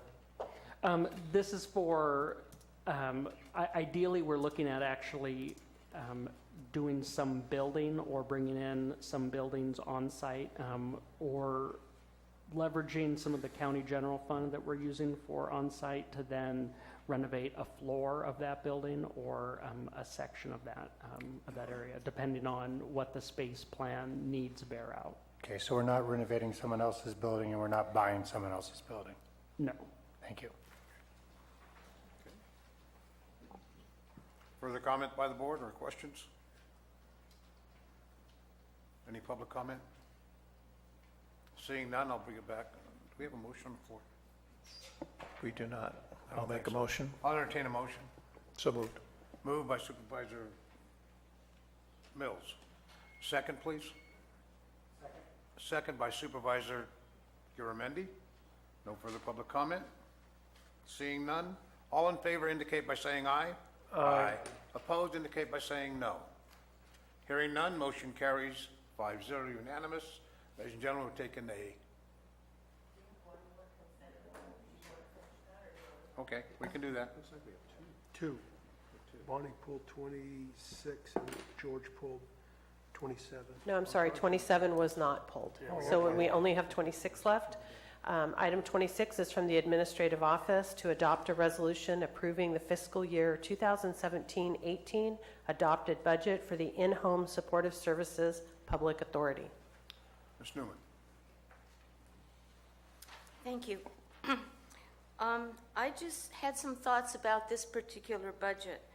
Now, I'm not sure what's going to happen with this program, but I'm anticipating some drastic changes in the future, and I just want you to keep in mind that this program has grown tremendously. They got over a $500,000 budget now, and I've noticed in their last budget, I don't have it, that coming out of social services into the public authority, they're paying them to do some service that I think the social services should retain. And I think if there's going to be any increase in any of these programs, it should be in the social services. And I think social services should retain the responsibilities that they've been allocated to do.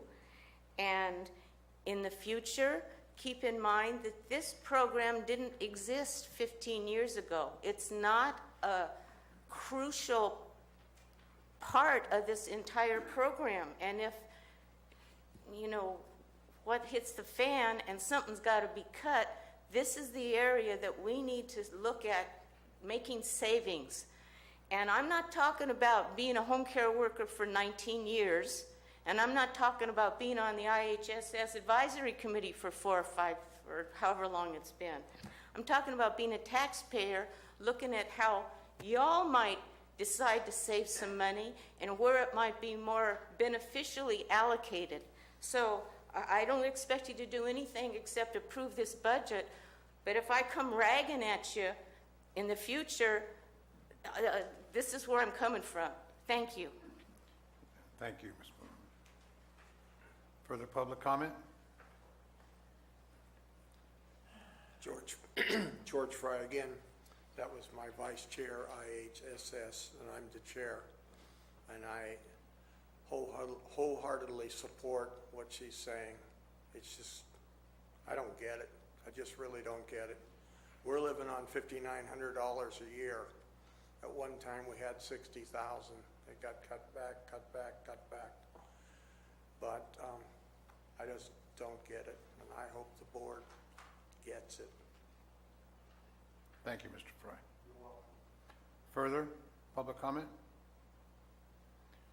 Seeing none, any discussion by the board or staff? Seeing none, entertain a motion. So moved, Mr. Chair. Moved by Supervisor Tofinelli. Second. Second by Supervisor Mills. No further public comment. Call for a vote. All in favor indicate by saying aye. Aye. Opposed indicate by saying no. Hearing none, motion carries 5-0, unanimous. We'll take a 10-minute break.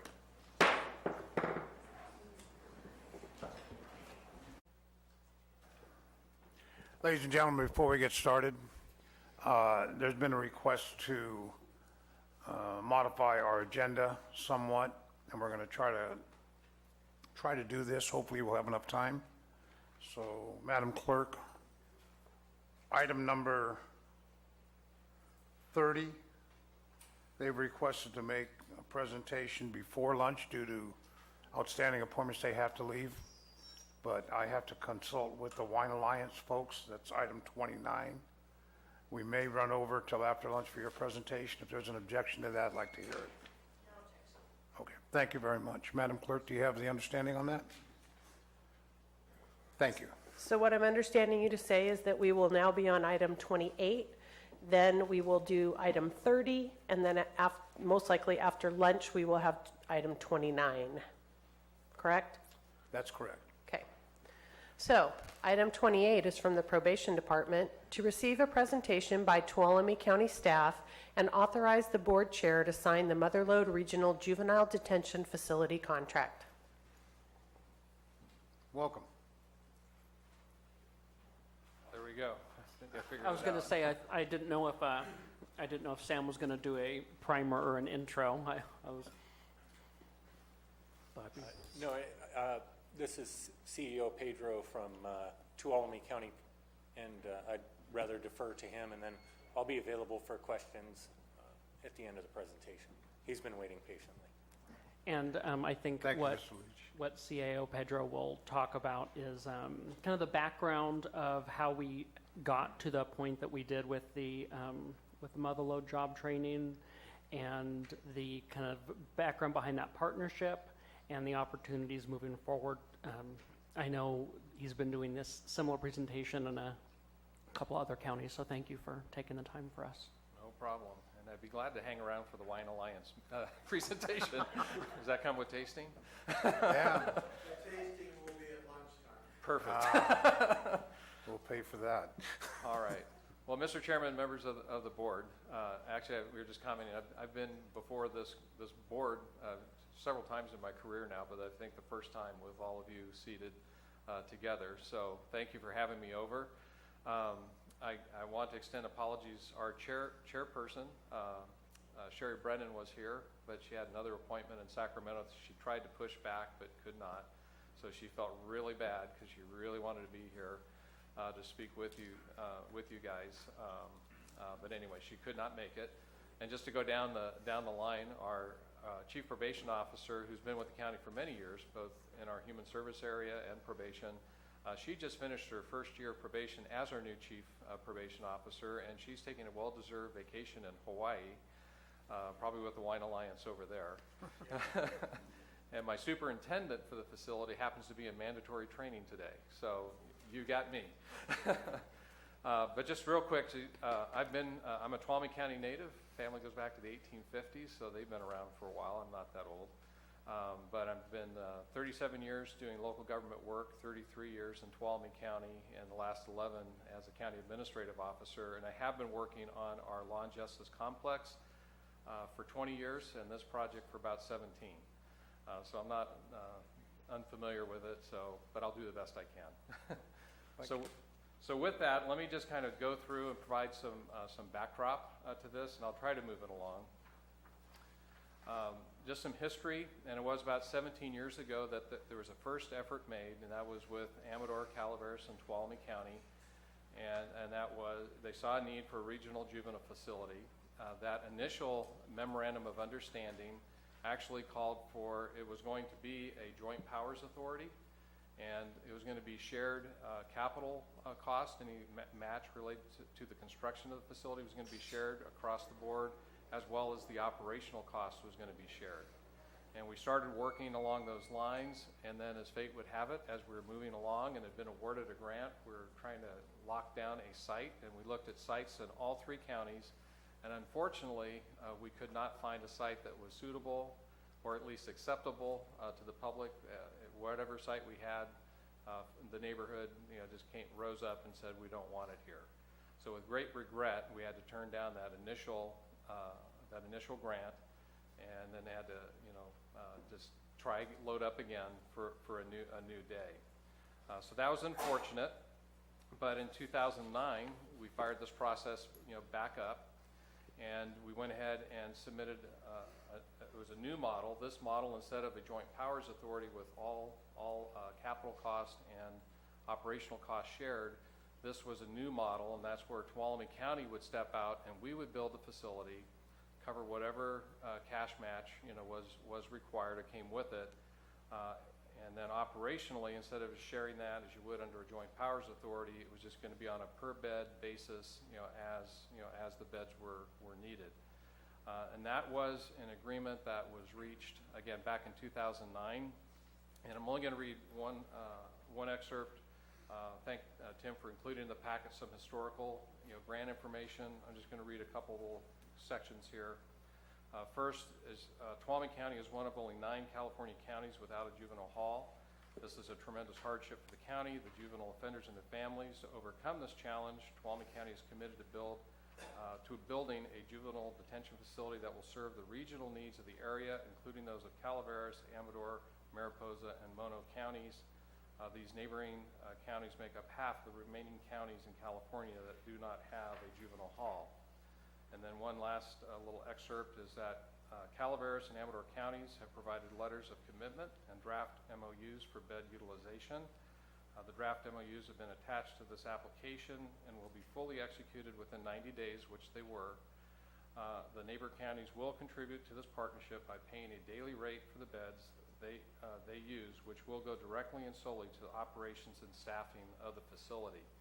So that's the basis upon which we entered into this new round, was through this these MOUs, and it was still going to be a regional facility. I refer to Amador and Calaveras as our founding partners, as evidenced in that grant, and that's why I've come back over the years just to keep things freshened up so everyone knew where we were at, and people have changed over those years, and just tried to keep things new and fresh before folks. So the model went from we'll share everything together to Tuolumne County. If you will build it, we will send our kids. Is the essence of how that agreement worked. The new facility has now been built. We finished it this past March, and then opened it for the first time in early April. So what we're here doing today is simply asking for our partners. Amador's actually signed onto the new memorandum of understanding, and now asking this board to sign on as well, and then to simply send your youth to the new Motherlode Regional Juvenile Detention Facility. And I underline that in the presentation because it could have been the Tuolumne County Juvenile Facility, but it was very purposeful when we named it. It's the Motherlode Regional Juvenile Detention Facility because of that partnership. But again, why are we asking that? Because it's following through on that commitment when we stepped out in this grant and built this facility. But beyond the partnership, we have outstanding treatment services that we think we have to offer. And I do want to, I'll just repeat because I'm not in a position to really judge, but based on what the BSCC, state agency that oversees these types of facilities, they're saying that this is state of the art, and we are putting on prime services that are a good model for others to follow in the state. I have not visited everywhere in the state, but at least that's what they're telling us. So, and we're proud of that. I'll go quickly through some pictures, and as I do this, the offer's been out there and continue to offer it. If any of you would like to come over and see the facility and get a tour of it, we'd be more than welcome to make that available for you at just about any time. But this is the front view of the new juvenile detention facility. As you walk in, our public entrance, just to give people a feel for what it looks like. This is the main housing unit when we were doing our grand opening ceremony. We can go ahead and take pictures of these people because they are not youth, and you can't take pictures and show names of youth. But part of the reason I chose this picture is it also shows some of the community support that we have for this facility. After this was taken, and for about a month before we actually opened it for operations, we had over 500 people come through the facility just at what does something like this look like? What do you do in here? And that's paid great dividends. We have a lot of community support and volunteerism and contributions that are coming into this facility. That's also helped with our partnerships for services in the facility. And up on the banister on the top level, that is the majority of the staff that currently look after the youth in that facility. That's the correctional staff, but we also have county schools in there. We have our health department, we have our behavioral health department, and others that help provide services within the unit. Here's a classroom, again, without the kids in it right now. It's hard to get the back of a lot of kids in a classroom setting, but this gives you an idea of what the classrooms look like. This is our library. It's really back-to-back, and it just becomes part of the whole classroom educational operation. This is a recreation yard. It wraps around the facility. There's also an internal recreational area. I didn't want to load you up with too many pictures, and Tim had provided you with some of those. But there's a lot of options for the kids for their downtime. This is one of our visitation spaces. I'll show you the other in a moment. But this is a beautiful outdoor area, so when parents, family members come over to visit their youth in the facility, they can go out into a variety of settings. And that's one of the big things about this facility being here, is that it makes it possible for people to actually come and families to be present and available with their kids in association with their treatment in this facility. I know, speaking as one county that we used to go all kinds of distances in recent years up into Nevada. It's just a long haul, and that makes it very difficult for families and other support systems. They're too far from schools and other kinds of things. While they may have supports there, it's just not the same as having it close to where your families can be present and other supports from their home community. But it just speaks to the emphasis we've put on this whole area of visitation. We want the families, we want the support systems available, so that's been a priority. Just a couple bullets on our quality of treatment services, and I won't read through all these bullets, but again, we have both public health and behavioral health services that are integral in what goes on in this facility. I'll pick on the last bullet, actually, family reunification. If you're really on top of things and the conditions allow, that's ultimately the goal, is to get those youth back into their homes, and that's easier said than done, sometimes, depending upon, what was at the base of the issues involved. But we've had much greater success since we've been closer to our families with their youth. We found a greater success rate now in reunifying youth with their families, as opposed to having them ultimately end up in foster care placements. So we're particularly proud of that, and that's one of the goals that we were shooting for by having it within our community instead of being so far away. Educational services, again, these are just some quick bullets, but we have an accredited Gold Ridge Education Center there.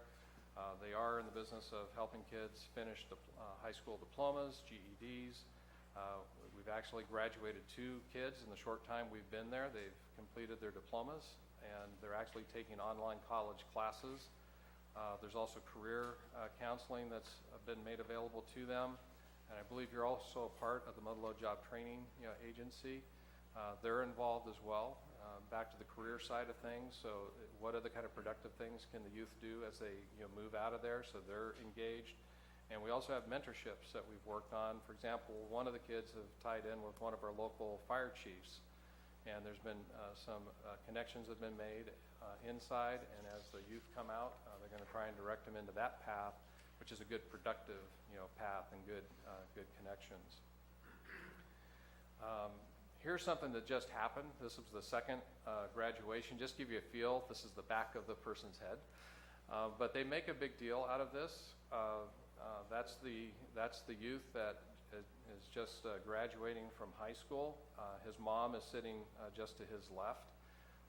This is, well, I won't describe who, I won't describe, but anyway, that's the mom and his younger brother that are there. And the mom agreed that if he had not engaged in the programs within this facility, he was not likely to finish his high school and get a diploma.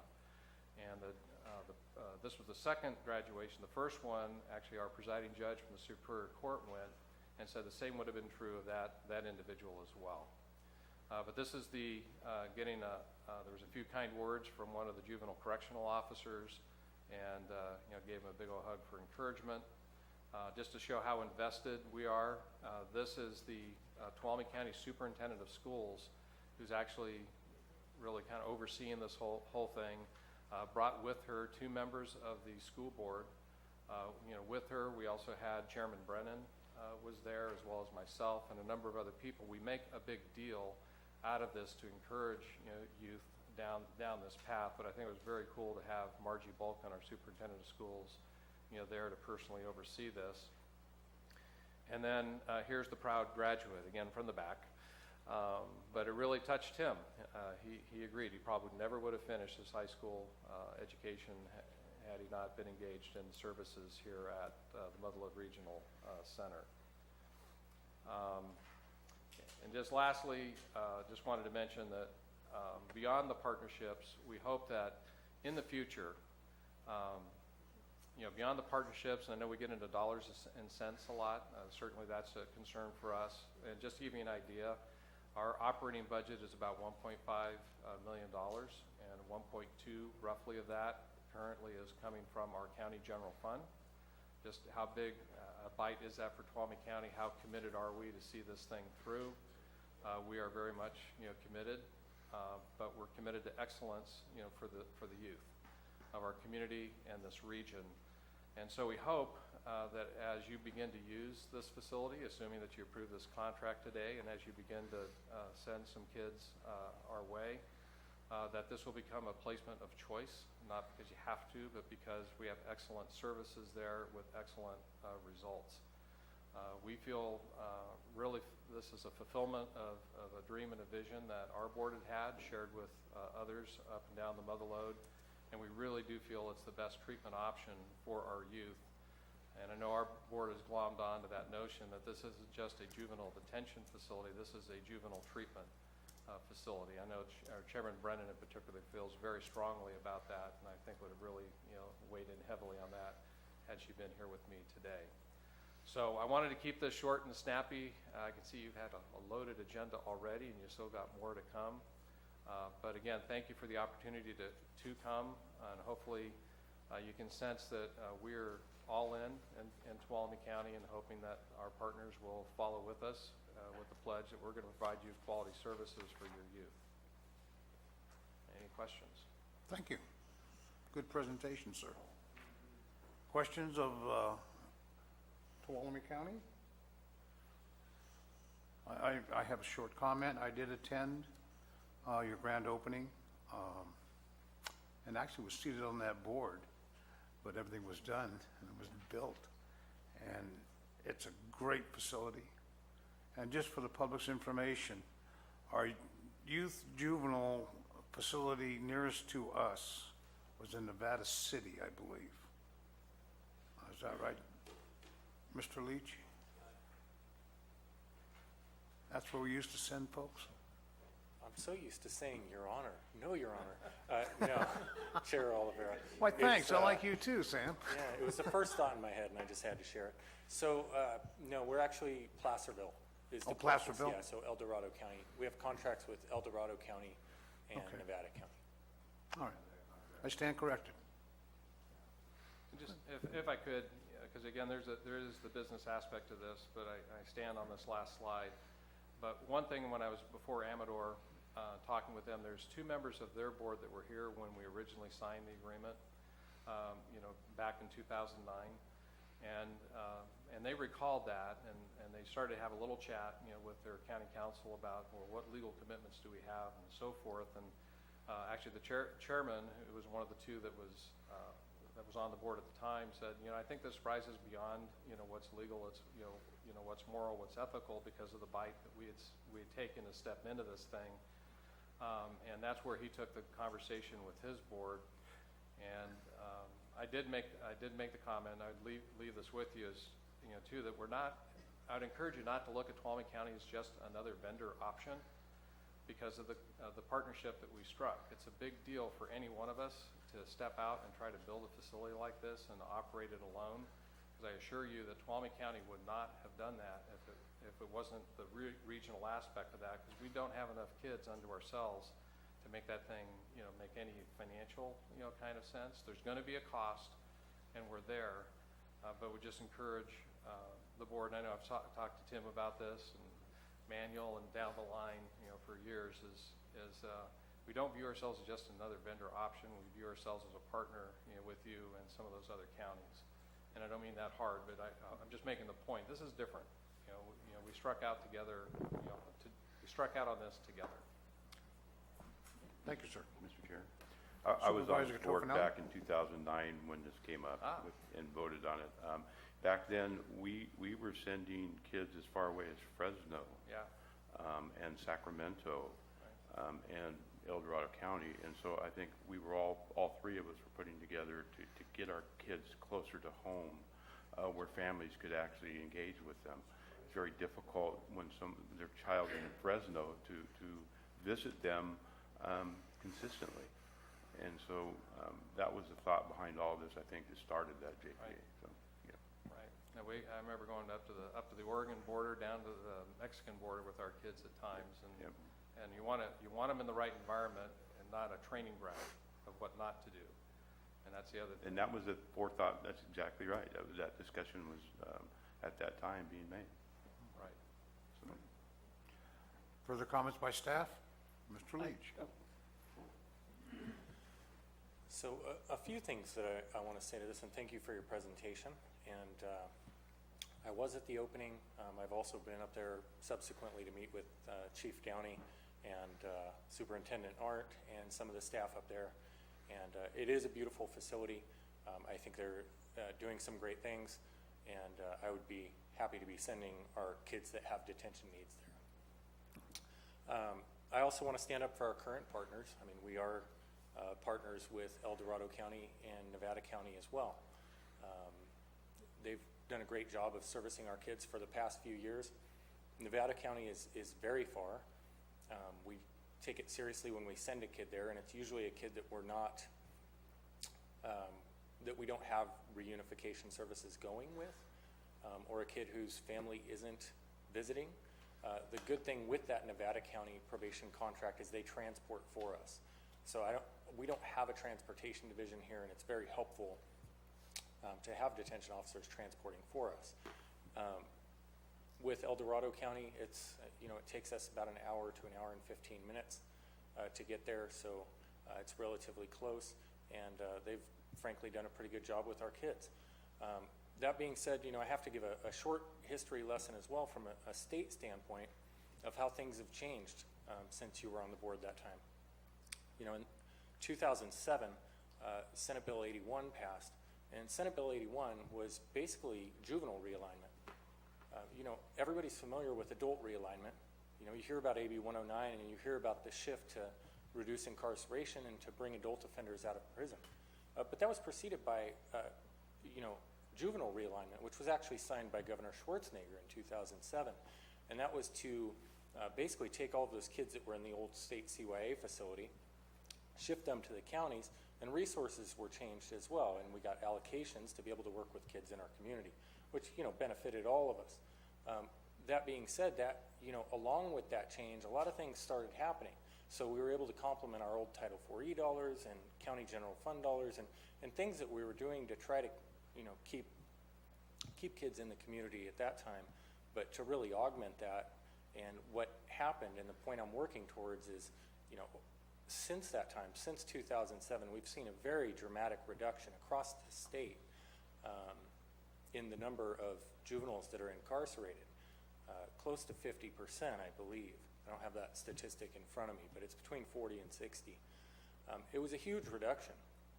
And we've seen it locally, too, to the point where, when I read the MOU and commitment letters and things that were done by my predecessors, at that point, as I'm sure the trend was in Tuolumne County, and I wish Chief Downey was here to speak to that. I'd rather be in Hawaii, too. 8 kids. We had written 8 kids. That was our estimated bed needs. Well, I've been here since the beginning of 2014, and we haven't had 8 kids in custody at any time. And that's part of a state trend.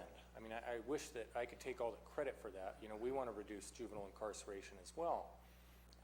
But we've done a lot of things smarter. There's a lot more efforts with families than there were when I started in this field, or when you started working on this project. And so I can, empathize with the position that we're all in and looking at what's a beautiful facility. And when we have kids that do need to be incarcerated, usually it's pretty short term. It's nice to have them closer to their families. It's nice to have them with a team that I trust, which I do in Tuolumne County. And I think this widens our options as far as juvenile incarceration. The frustrating part, if I empathize with them, is my average daily population right now is roughly 3 kids. The last time I ran a formal analysis of it, it was 3.5, and it's dropped a little bit since then. Today, as we speak, it's 3. And I have 2 dedicated beds that I pay for already in El Dorado County. Now, dedicated bed is where we pay whether the kid is there or not, and that rate is at $70 a day. So now this contract is at $100 per day, which frankly is still well below cost. I mean, as we can see from their facility, it's, from a financial standpoint, I lucked into becoming a chief probation officer during a time that it's a good day to be a buyer in the juvenile hall bed space business. That was not always the case. And at the time that they were planning this facility and that we were pledging our support, that was not the case. So I just kind of, at that point, it was calling different counties and trying to find bed space, and sometimes having to take kids, like you said, to the valley, and sometimes to areas where, the kids, there were different issues, and our kids were being influenced by issues that we didn't want them influenced by.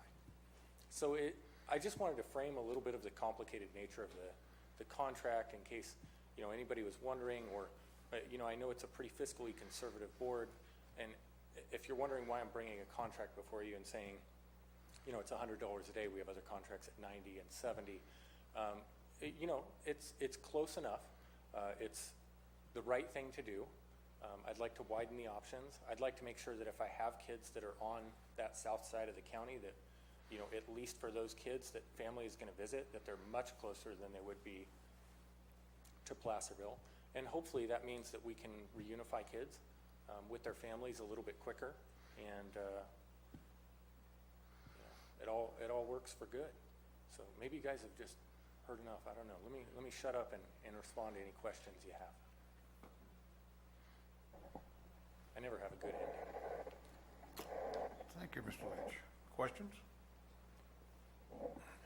Oh, Supervisor Mills. Hello. On those existing contracts, is there a time window that those will expire? There is. Actually, one of them is open. Most of these contracts have a 30-day or up to 120. I think this one's 120-day out clause, or a 30-day raise clause. So if they want more on a daily rate, which is really, what you look for. One of them is a contract through June 30th of 2019, and the other is an open contract, so we would just get the 30-day notice that there's going to be a raise in the daily rate.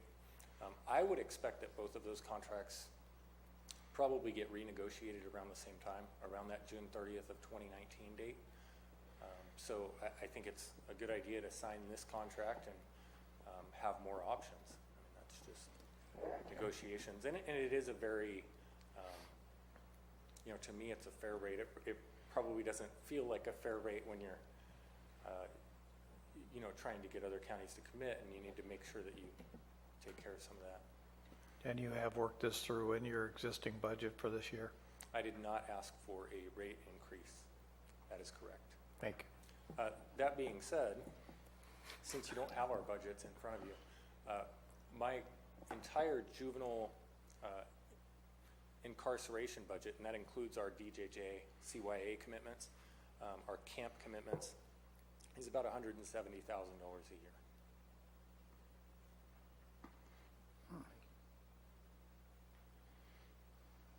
Mr. Chair, if no other supervisors have comments, I had a couple as well. Go right ahead, Mr. Go right ahead, Everyone's Mr. so Lutz. quiet. First of all, I wanted to acknowledge, first of all, CAO Pedro, thank you for coming out in presentation.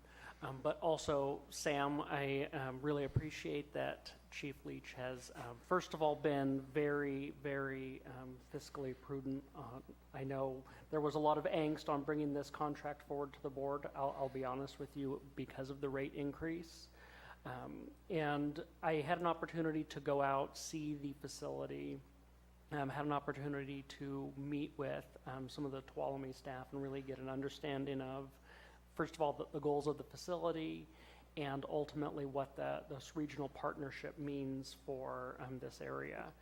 And so I think at the end of the day, what I felt like, as I told Chief Leach, that I felt it was worth bringing this to the board even with the increase, that there truly is the value in a regional partnership where we're supporting one another, recognizing that there are a lot of opportunities in small counties in this area that the more we can work together, have those strong partnerships, the better off we all are. So I'm really excited to see this come forward. I really want to see it a successful endeavor and have some placements there. Hopefully, I mean, again, it's that you don't wish for more kids to come into that probation system, and those are great statistics. But hopefully also we'll be able to send some youth to that facility and take advantage of this opportunity. Thank you, sir. Well, the additional question is that to CO Pedro, will there be an ongoing discussion with Mariposa County and some of these, I think you had Alpine in there as well? Yeah, we have an agreement signed with Amador, just to go around the clock a little bit. We have one with them. They also had some kids already committed, and they don't want to take them out in between and move them around. In Mariposa, they signed on very quickly, and they were sending kids into the valley, and they were very pleased to send them to our facility. Because just think of what's around them. You know, Merced has some pretty tough kids, and they're down in Madera, Fresno. I went to school in Fresno and had my first job in Madera, tough, area. So they were very glad to be able to send their kids, and they've been sending kids to the facility. And there are contracts over in Inyo and Mono, as we speak.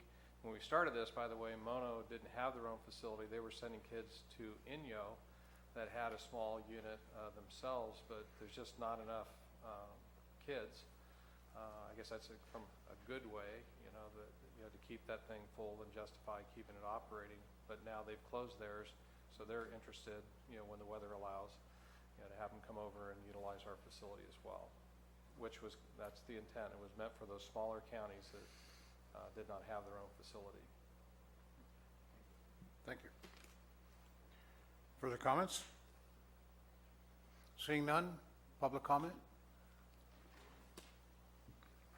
Al Sakala, Taxpayer Association. Wow, this is like old home week. Last time I saw Craig was 20 years ago, and he looked young then. He still does now. We're gonna have to find out what he eats. Find out what he eats. The, he, I, that's great. Back then, he wasn't county administrator. He was on administrative staff, and he would attend the government affairs committee meetings with the Chamber of Commerce. And talk about somebody that's really sharp. It's him. Everything he does is excellent. Our Taxpayer Association arranged a tour of our jail here in Calaveras County, and it was very successful and very interesting. And we would extend the offer to do the same thing with the youth facility. Have a great day. Thank you, sir. Good morning again, George Fry. I'm a retired state parole agent from the California Youth Authority. This program is absolutely awesome. When I look at the quality treatment services, and it's rounded out by the Family Reunification Support Program, that is the key in my mind. All of these run up to that, but that is the key, and I'm looking forward to the day to go over there and see that. I worked in field parole and I worked in institutional parole at Preston Gladiator School North. And so I find it, gentlemen, if you don't approve this, I don't know what to say. It's awesome. And I read about you all the time in the Union Democrat. You are one amazing individual. You really are. I read all the things that you do, and your chair, Chair Brennan, is, I deal with her on the Area 12 on aging, and she's a delight to work with. She's strong, and she gets things done. Thank you, Mr. Fry. Bill Wilson, District 1. As the father of a son who's doing 15 to life in prison for killing somebody, I hope the visitation for the youth doesn't take as long as it does in a state facility. When you spend 2.5 hours waiting in line with other people to visit your inmate for an hour and a half before they end the visitation, I hope your point is to get people to the people and the visitation for as long as possible so that those family bonds can either be reconstructed or at least somewhat healed, and that these youth be serviced in some way so they do not end up in our state facilities. Thank you. Thank you, sir. Further public comment? Sir?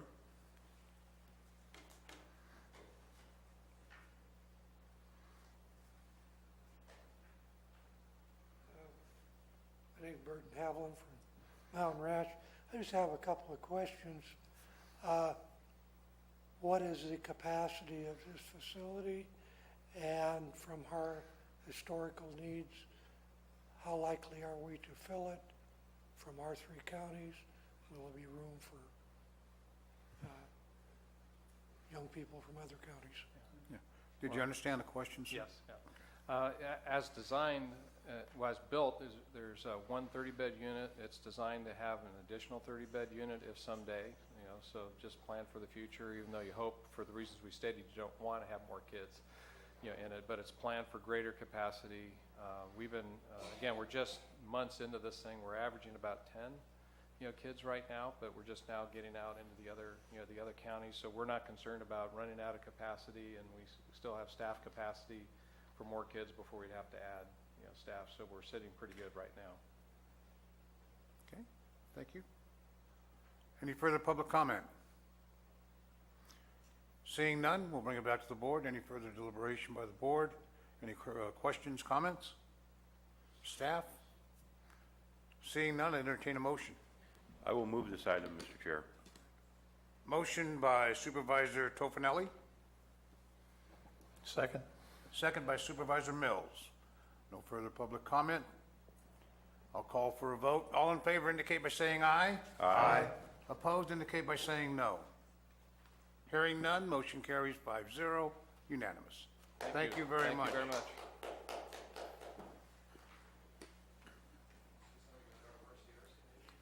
very much. Ladies and gentlemen, we're going to, as I promised our folks on item 30. Madam Clerk. Yes. So, this item, item 30, is from the Administrative Office to receive a presentation by the Calaveras Chamber of Commerce and consider awarding funding to the Calaveras Chamber of Commerce.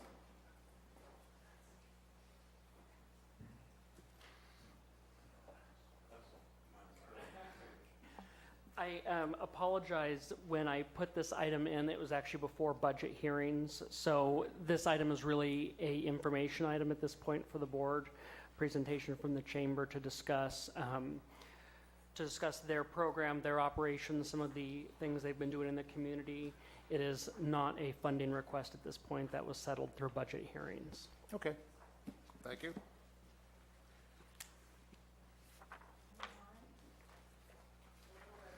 Okay, there we go. Good morning, still morning. Mr. Chair and Board of Supervisors, Mr. Lutz and staff. And I was going to also clarify what Mr. Lutz did as well.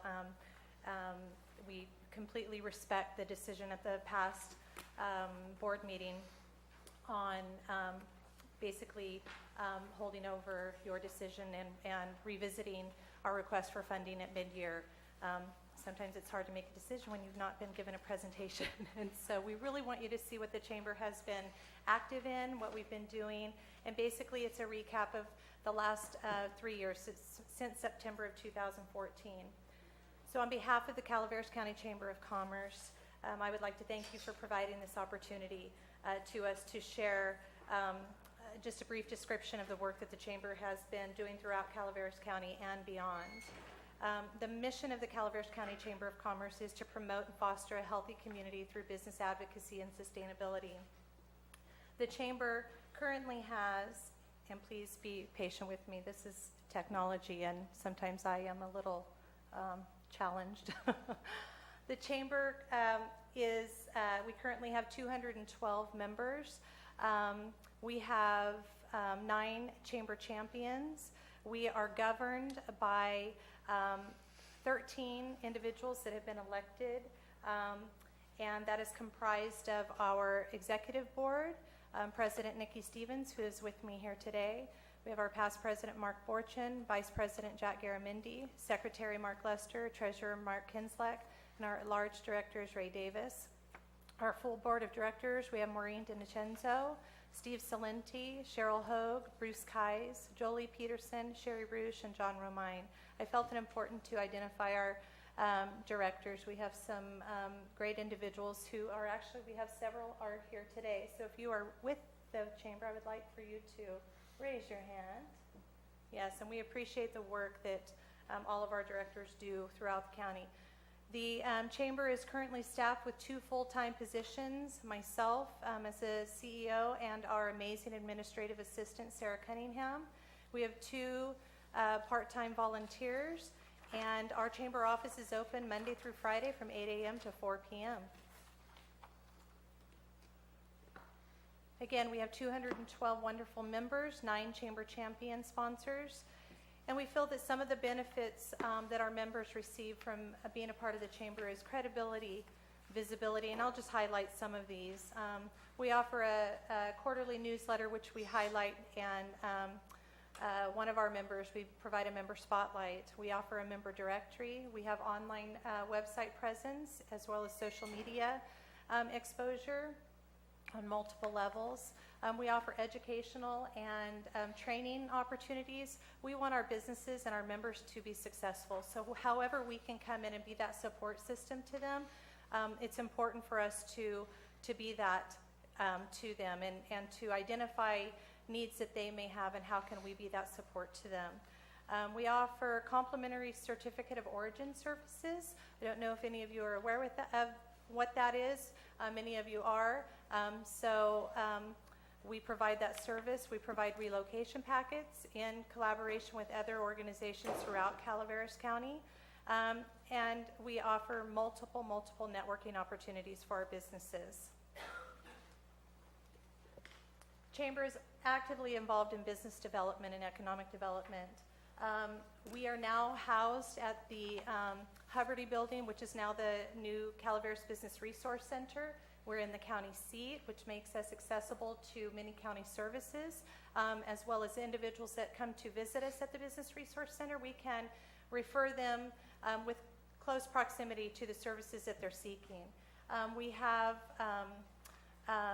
the Calaveras Business Resource Center came through an Economic Development Administration grant for $250,000 that helped us establish the center. And also involved in business development is our business outreach specialist, Michelle Stevens, who is with the California Association for Local Economic Development.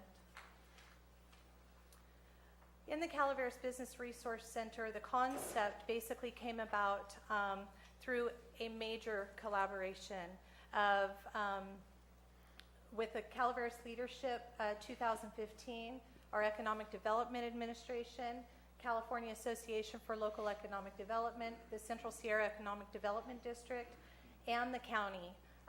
And we were successfully awarded a $250,000 economic development grant to bring the Business Resource Center to fruition. It is a 2-year grant, and with that cycle ending of October 2018.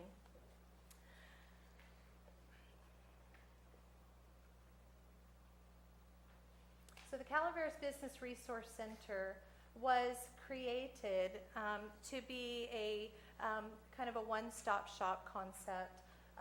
We want to be a conduit of services and support throughout the county.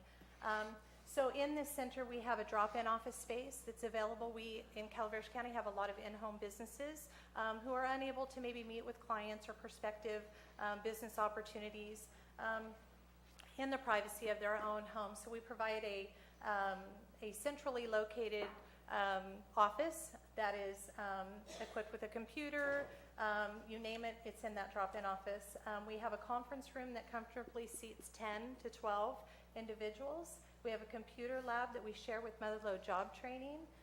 We offer printing services to our businesses. We have a retail space. This is an important part of this center, is that we have a small retail space dedicated to helping small businesses gain exposure throughout Calaveras County. We want to provide them opportunity for growth, and sometimes it's harder to jump into a new facility and to expand without maybe working in smaller steps. So we have provided opportunities. We currently have 4 small businesses that utilize this space, and it's for businesses that create locally, that produce locally. So Calaveras created products. We would help to provide additional exposure to them through this center. We currently have another little added bonus is we offer a projector and screen to our small businesses or to our business community. Sometimes you need to provide a presentation. Maybe it's to your employees. Maybe it's at an event. And we have that on loan. So you're available to come to the CBRC and check that out, use that for your event, and we encourage you to do that. We offer consulting and counseling with the following organizations: the Small Business Development Center, with the Service Corps of Retired Executive, SCORE. We also have our business outreach specialist, Michelle Stevens. We provide workshops and trainings and educational opportunities in this building and beyond. While we're self-contained in the Business Resource Center, we want to make sure that we provide opportunities throughout the county that prove beneficial to our business community. And not to be, at the bottom for any, we want to highlight the amazing relationship that we now have with Motherlode Job Training through the Business Resource Center. Motherlode Job Training came into the facility in April of 2017. And we have a relationship now that just provides such a cohesive source of resource and support to our county, to our business community, to the residents of Calaveras County.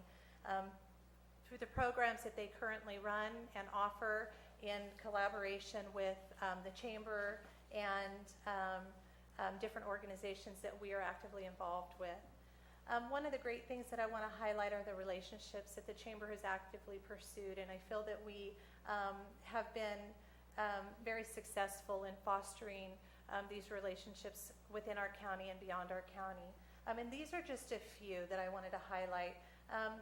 Our local business associations, the Chamber recognizes the extreme importance of our local business associations and how we can be a part of their success.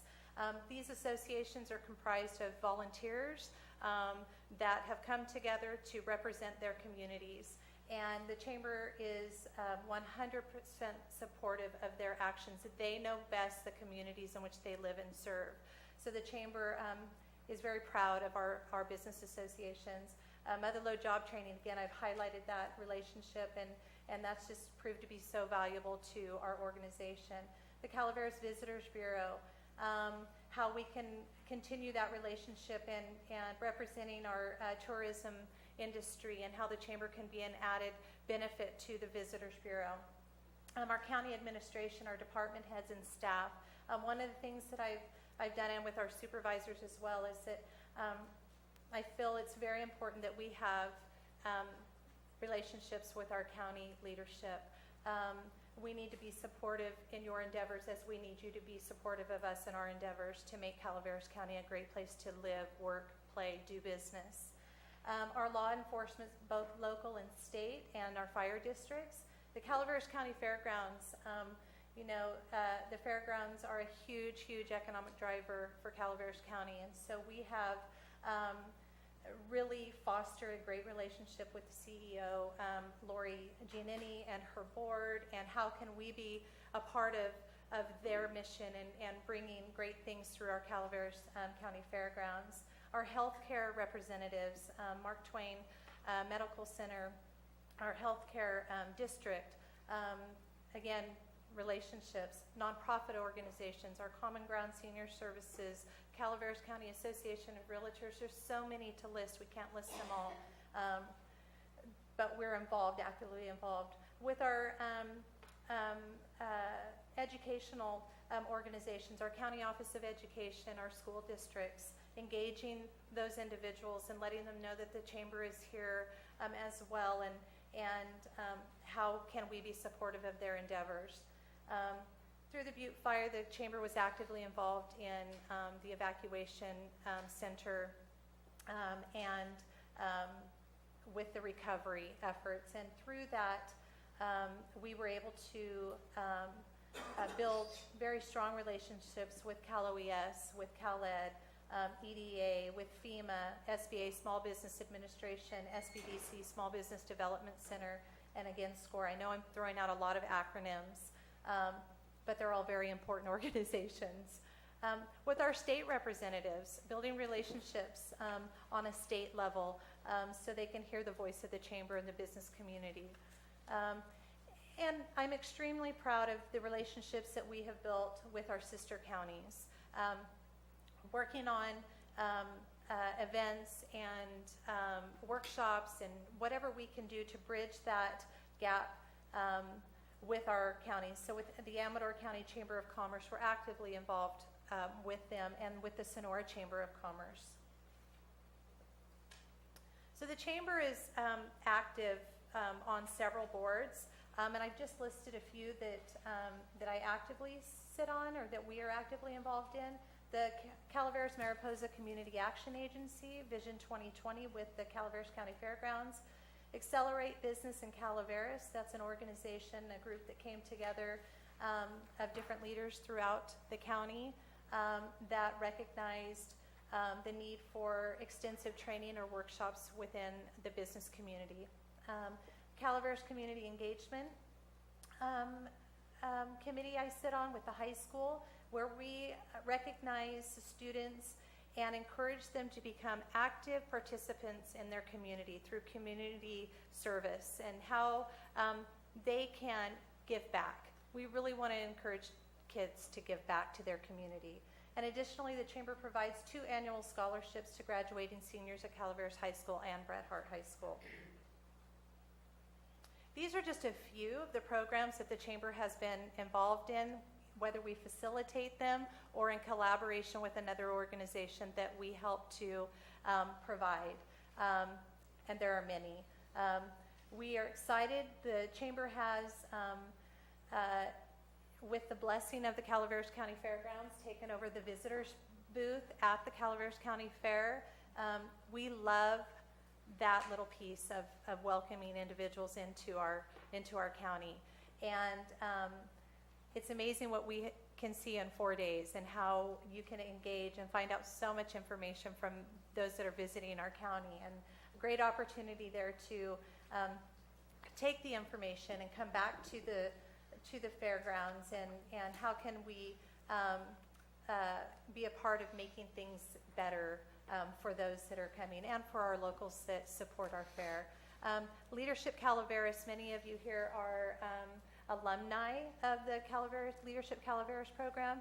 Huge program for the Chamber, providing opportunities to leaders within our county, future leaders within our county, giving them behind-the-scene look at what is happening here in Calaveras County. I'm just looking at a few others. We have our Community Recognition Awards. Those are coming up again at our annual dinner. And so that's just a few of the things that we're involved in. Workshops and classes, again, I've highlighted some of those. Many of these are in collaboration with several organizations throughout the county. With our Accelerate Business in Calaveras County, with the Small Business Development Center, with Motherlode Job Training. Great opportunities for our business community, for our Chamber members. Again, we want you to be successful, and how do we equip you with the tools you need to maybe go to the next level in your business. This is one of my favorite slides, and I'm almost to the end. Because one of the things that I feel is the most important component of our organization is we realize the value and strength in building healthy relationships within our county and our surrounding areas. Our board and our staff continually strive to create a climate of collaboration and support within our organization, with our members, and within the county. These are just a few photos that I selected that highlight a few of the events that we are involved in and some of the programs. And the chain is representative to me of, we definitely are stronger together. When we work together, it's something that cannot be broken easily, this momentum. And lastly, as a national brand for information, the Chamber will continue to provide value, benefits, and support to our members, our businesses, residents, and our visitors alike. We understand the importance of service and community, and we realize that amazing things can be accomplished when we work together.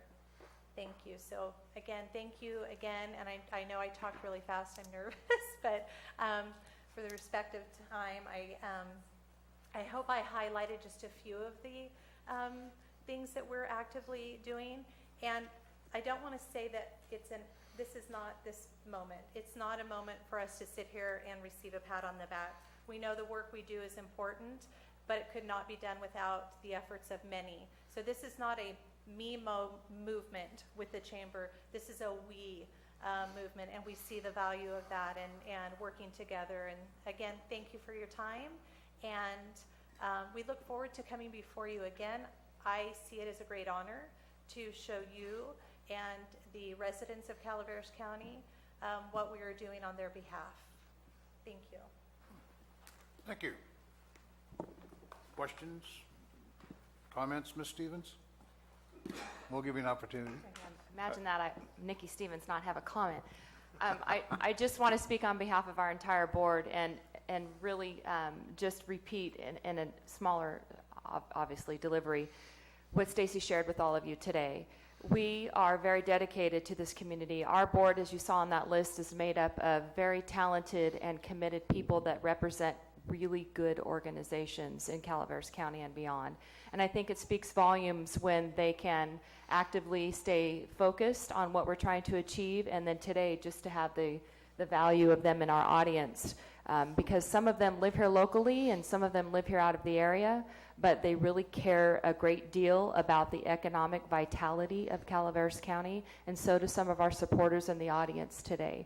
So Stacy's doing a great job. Sarah does a great job. They really make us all look good because honestly, at the end of the day, the heavy lifting is really done by the staff. And we are the supporters of the hard work. But I've been with the chamber for a long time. Gary was on the chamber board when I joined. And it's been a blessing to see the evolution of where we were and where we came from and the path that we're hoping to continue on. And again, it is not a we, it's a us. And so we thank you very much for giving us a chance to share with you some of the great things that are happening to benefit Calaveras County. Thank you. You have an upcoming event on October 18th. You want to talk about that a little bit? I think he's talking about Wines on Main. What's it? Moke Hill? Yes, I believe it's October 14th, actually. Yes. October 14th, we have our annual Wines on Main, and this year we're taking it to the beautiful community of McCollum Hill. So we encourage you to attend. It's a great event, and it's a nice, intimate event. So if you just want to come and just enjoy just a beautiful fall afternoon, we would love to have you. And you can get information on the chamber website. You can contact Sarah at the chamber office, and she would be glad to help you. Excellent. Thank you, Gary. Further questions? And I do want to attest that all of the people involved on your board are very talented. And I must bring up Mr. Lester, who's sitting out here, is very talented. I've seen him hit a golf ball the other day at the golf tournament. I do have a couple of quick questions. Just they might be a little bit hard questions, but it's information that's been brought to my attention. You are a 501c6. Yes, we are. Under the corporation laws of IRS. Yes. And that indicates that's a specially designed tax code that addresses the Board of Trades, professional football leagues, and real estate boards and chambers of commerce. So you really don't make a profit, do you? Every dollar that you take in is expended on the actually running the chamber. Goes back into to the runnings of the chamber to provide business resources to our members and beyond. Okay. In all fairness, if funding is actually you're seeking funding from the county, then your books would be open to any inspection that we may require? Absolutely. Okay. Absolutely. I just want to make sure that we're absolutely 100%. apples and apples here. Yes, absolutely. Excellent. Thank you. Any public comment?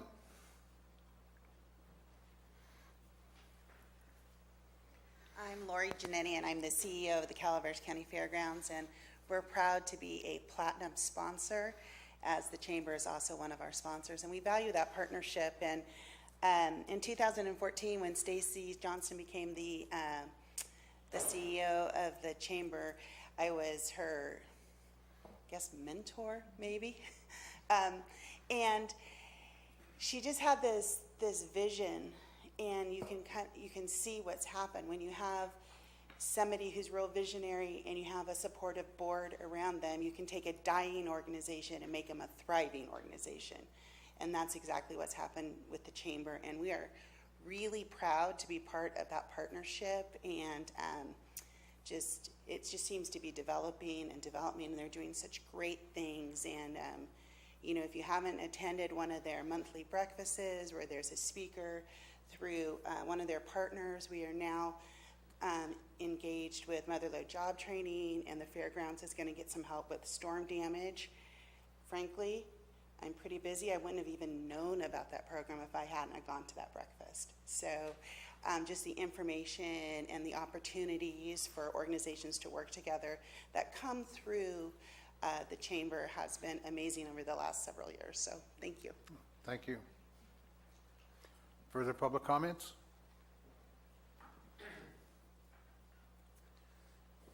Good morning again, George Fry. Stacy, you've done an amazing job. I mean, to see this Chamber of Commerce rise up, it reminds me of, what is the quote, out of the ashes. I mean, it's really amazing. I first joined the Chamber of Commerce in 1978, and what you've done and what your assistant has done, and what a great board you have that supports you. I think it's just totally awesome. Thank you, Mr. Fry. Any further public comment? Comment by the board or staff? Okay, it's an informational item at this time. Thank you very much for your presentation.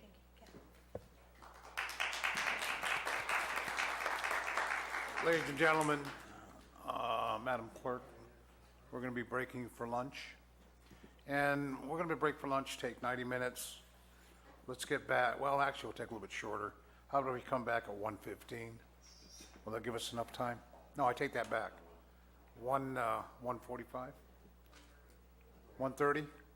All right, 1:30. See you back at 1:30.